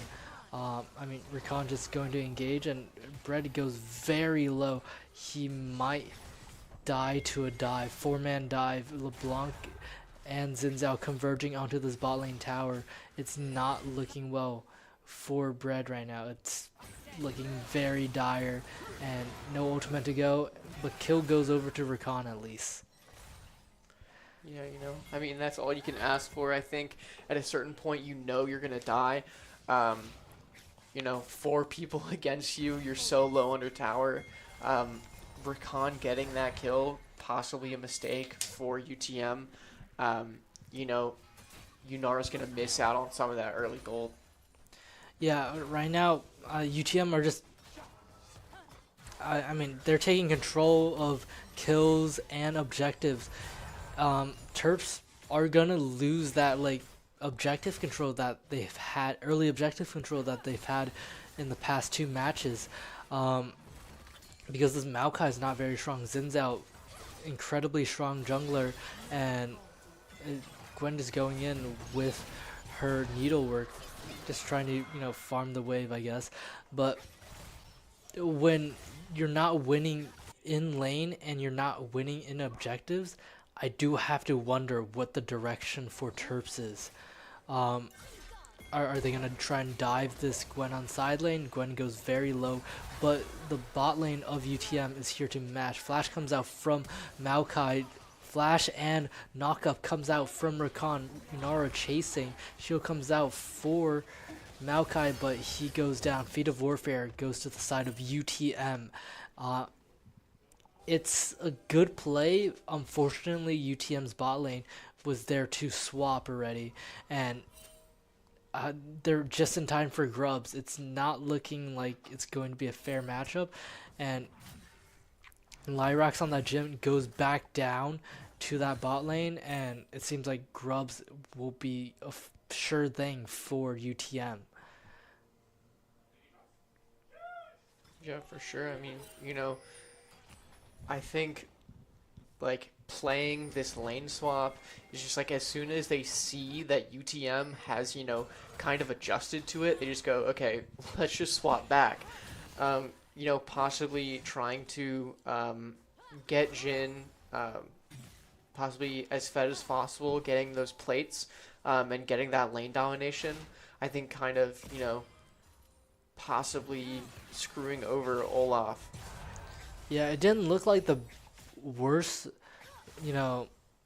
matchup when, Jin and Yunara were facing off, but I guess Terps feel like as Yunara gets stronger throughout the game, as she gets a higher level, it's just unfavorable for Jin to stay in that matchup. And Neko here just starving of XP and gold. There's not much he can do in this, mid lane. And, I think this game is going to be reliant on the Terps bot lane to make some magic happen. Pika on this, Maokai, this tank that he's usually not on, he can't be that carry that he normally is, and the side lane plays not gonna work that well. Yunara transcends, LeBlanc going in, flashes, dashes in, Pika goes down to Yunara, Rakan goes down, to Lyrax as a 1-for-1 trade.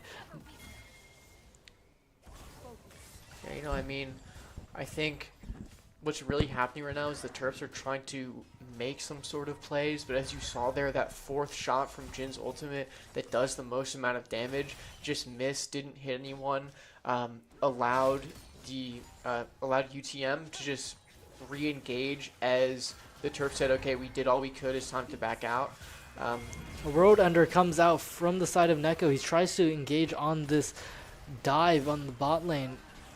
Yunara and Rakan chasing onto Lyrax. Lyrax is fast enough to dodge the knockup. TP comes in from LeBlanc chasing. I mean, the bot lane for the side of Terps is 1 HP. Not much is going to happen. And, you know, World Ender already burned for Neko. It's a short cooldown, but do have to wonder, are they going to get dived right here? VM Mike flashes, able to root down that LeBlanc. 1 HP onto Yunara. Able to escape for now, and Neko can't really chase. Airborne by Rakan, and you know, they just don't have the mobility to chase after UTM, and LeBlanc one-shot Maokai from half HP. Yeah, you know, I mean, when you're that ahead, LeBlanc has had, you know, basically a runaway lane, as we were talking about. You know, and your Maokai is still, you know, your jungler is still level 6 at this point. Hasn't been able to clear, has just been trying to focus on, you know, getting picks for your laners. And that has ultimately, you know, not worked out.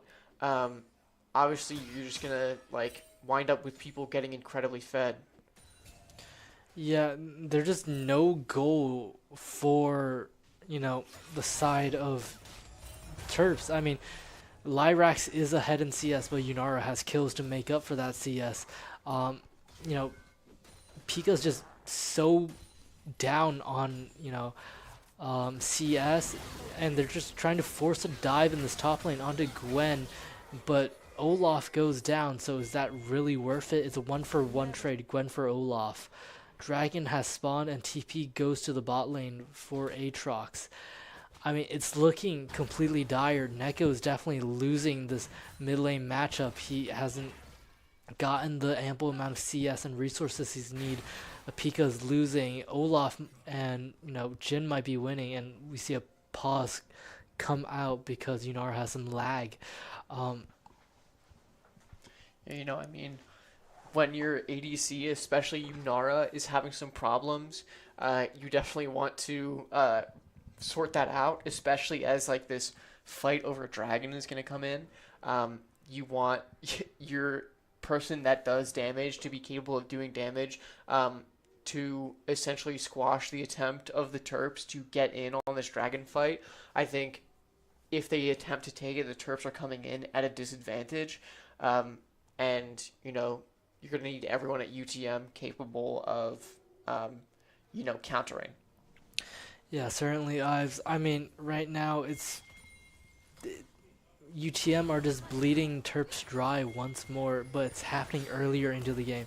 It's not this scaling situation where UTM is able to, you know, wait. They're snowballing for a gold lead.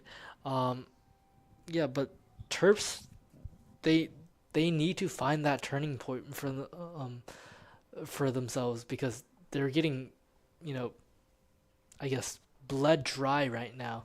None of their, like, there is no standout player that is doing so well that they can say, hey, I can carry this game, just tank for me. Lyrax on that Jhin isn't the consistent damage that you might want to see, but we see engage on bot lane, and the quickness comes out from Rakan, roots come out from Pika, goes down to Xin Zhao goes down to Neko World Ender on fire, transcend oneself, comes out from Yunara. Neko's half HP, he's just going to go down to Chris on that Gwen, and Bread dies to Yunara. I mean, it was looking like a good fight there, until, you know, everybody started arriving for UTM. It was looking like a good, you know, catch and run, hit and run, I guess, for the Terps, but they overstayed and they just lost. Yeah, for sure. I mean, the Terps, did a good job of trying to find someone isolated, getting that first kill in the fight, but they're really not capable of taking those, prolonged engages. If you give UTM enough time to group up, to get their whole team there, you're just going to lose. Yeah, right now, if we just look at the scoreboard, 0-3 for Olaf, 0-4 for Maokai. The top side for Terps isn't looking great. And if you look at UTM side, 3-0 for LeBlanc, 3-0 for Unara. I mean, they're notable carries and notable, highlight players that have been playing well. They're getting that gold. They're getting those resources. So it's hard for me to imagine right now, Ives, of this game turning out and panning out well for the Terps right now. Yeah, definitely. I mean, it's going to be a difficult comeback, if at all.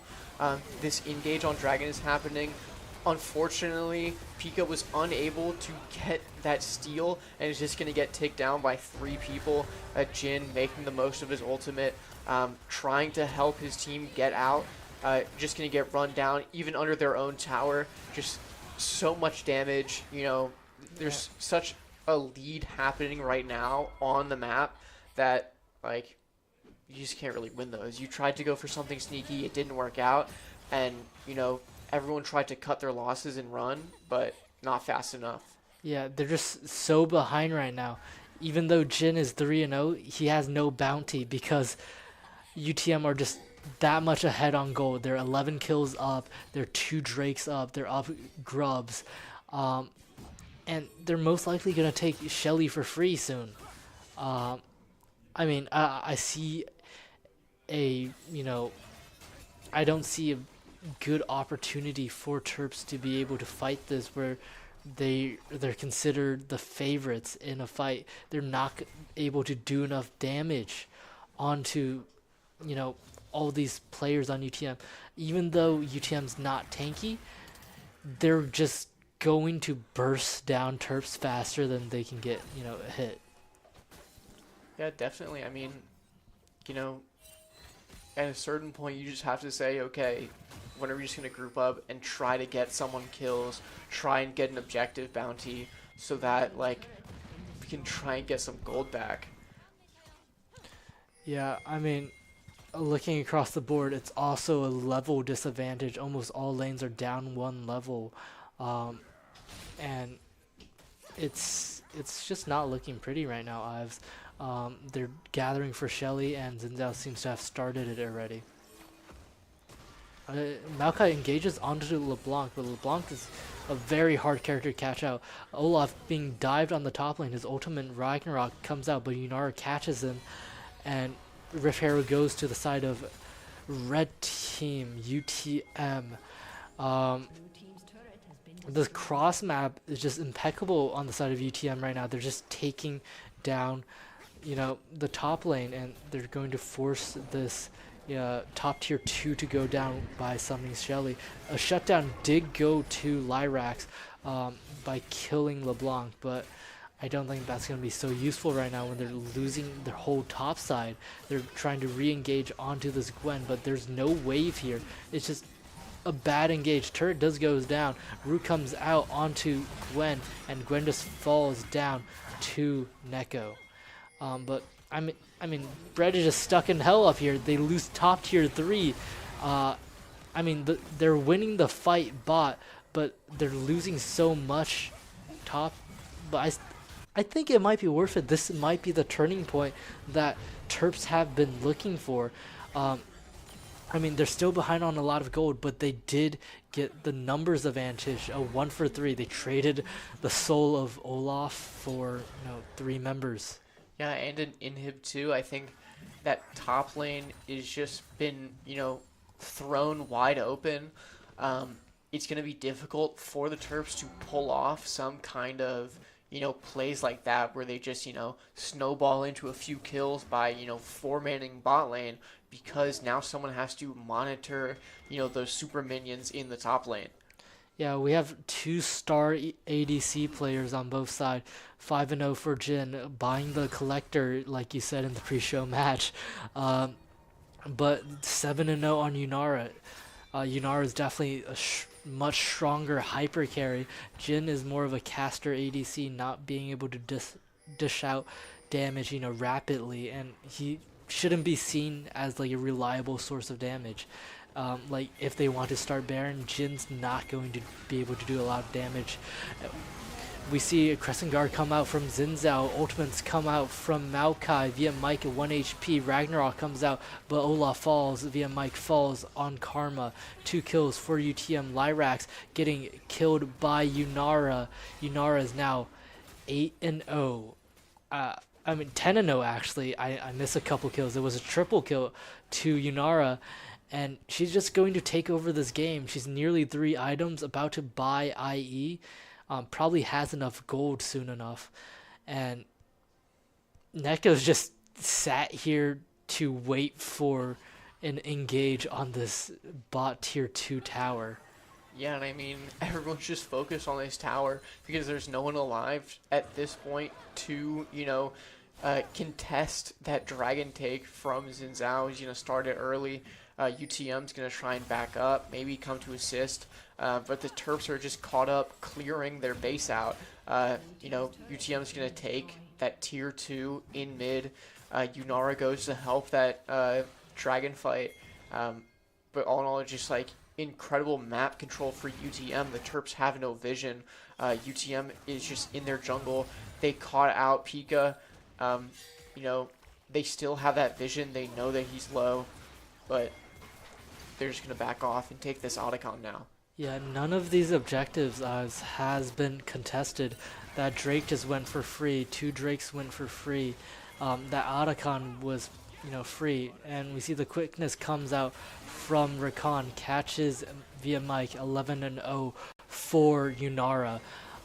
I mean, even though our Terps is losing, it's pretty spectacular seeing such a brilliant ADC play right now.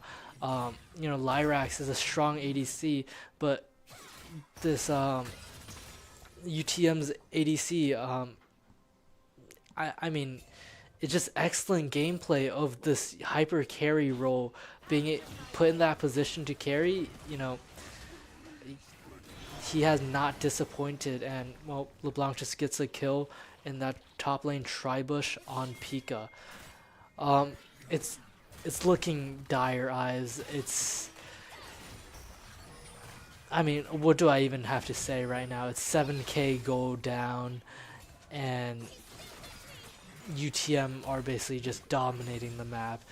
Only 1 turret has gone down on the side of UTM, and Terps have been pushed into their inhibitors for all 3 lanes. It's almost all 3 lanes besides the bot lane. So it is not pretty. That's all I can say. Yeah, I mean, I think there's nothing you really can do at this point. The Terps are just incapable of taking even a one-on-one fight like anyone. UTM is just so fed, they're just running it down mid at this point. Gwen is TPing back into bot lane to split push. The ults are coming out, but, people are rooted, but it's just like, it's whatever. We can still attack you while we're rooted, and we're going to do that. Everyone's just getting taken out. Ultimates or not, like, nothing is good here. Gonna miss that knockup. Jin's gonna ult from spawn, but it's like, everyone's still basically full health. We're gonna cancel that early. Yeah, UTM, their only problem right now is they don't have a wave. They do plenty of damage. That Yunara was basically untouched until she started, pressing her advantage. And UTM, with a little bit of bad manners, are just trying to clear everything in the Terps space. And, I mean, it's just going to be a runaway win on the side of UTM. They're going to clean up Terps, and, it's a spectacular performance. It's unfortunate, but These are the things that the Terps Premier Team need to overcome if they want a chance at playoffs. They will have to, go down and fight for that tie-breaking match eventually. Definitely. I mean, UTM are going to be people that they're going to have to face in playoffs if they want to win it all. They still have one more chance to make it. This tiebreaker match that's going to happen. Details on when that's going to happen, who that's going to be, unknown at this point.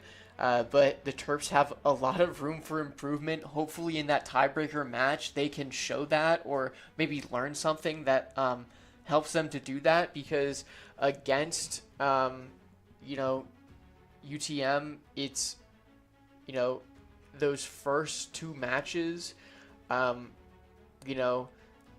in the first match, the Terps were behind the whole time. The only reason they won were those smart team fights they took. In that second match, they started off with a strong lead and then just lost to scaling. And in the third match, they just, lost entirely. Maybe, it's stamina, maybe it's champion pool or whatever. But, it's definitely something that can be, talked about and changed within this time. Yeah, I mean, I like the creativity Aatrox mid trying to confuse, UTM, but it's the fundamentals seems to have really cracked. You see that skill difference really show itself later and later on in these games because our Terps perhaps got overconfident. I don't know what happened, but it seems like something broke, and UTM was just able to take control of those games in those last two matches, especially that last match. Draft picks aside, it's just a difference in play, I feel. Well, thank you everybody for watching, and I would like to give a quick thank you to our sponsors, the Philip Merrill College of Journalism, the Recreation Center and Wellness, Recwell, and Playwire for sponsoring us. Yeah, thank you all. Thank you to our sponsors. Thank you to the people watching. We hope to see you soon, and good night. All right. Hopefully to see you in the next game.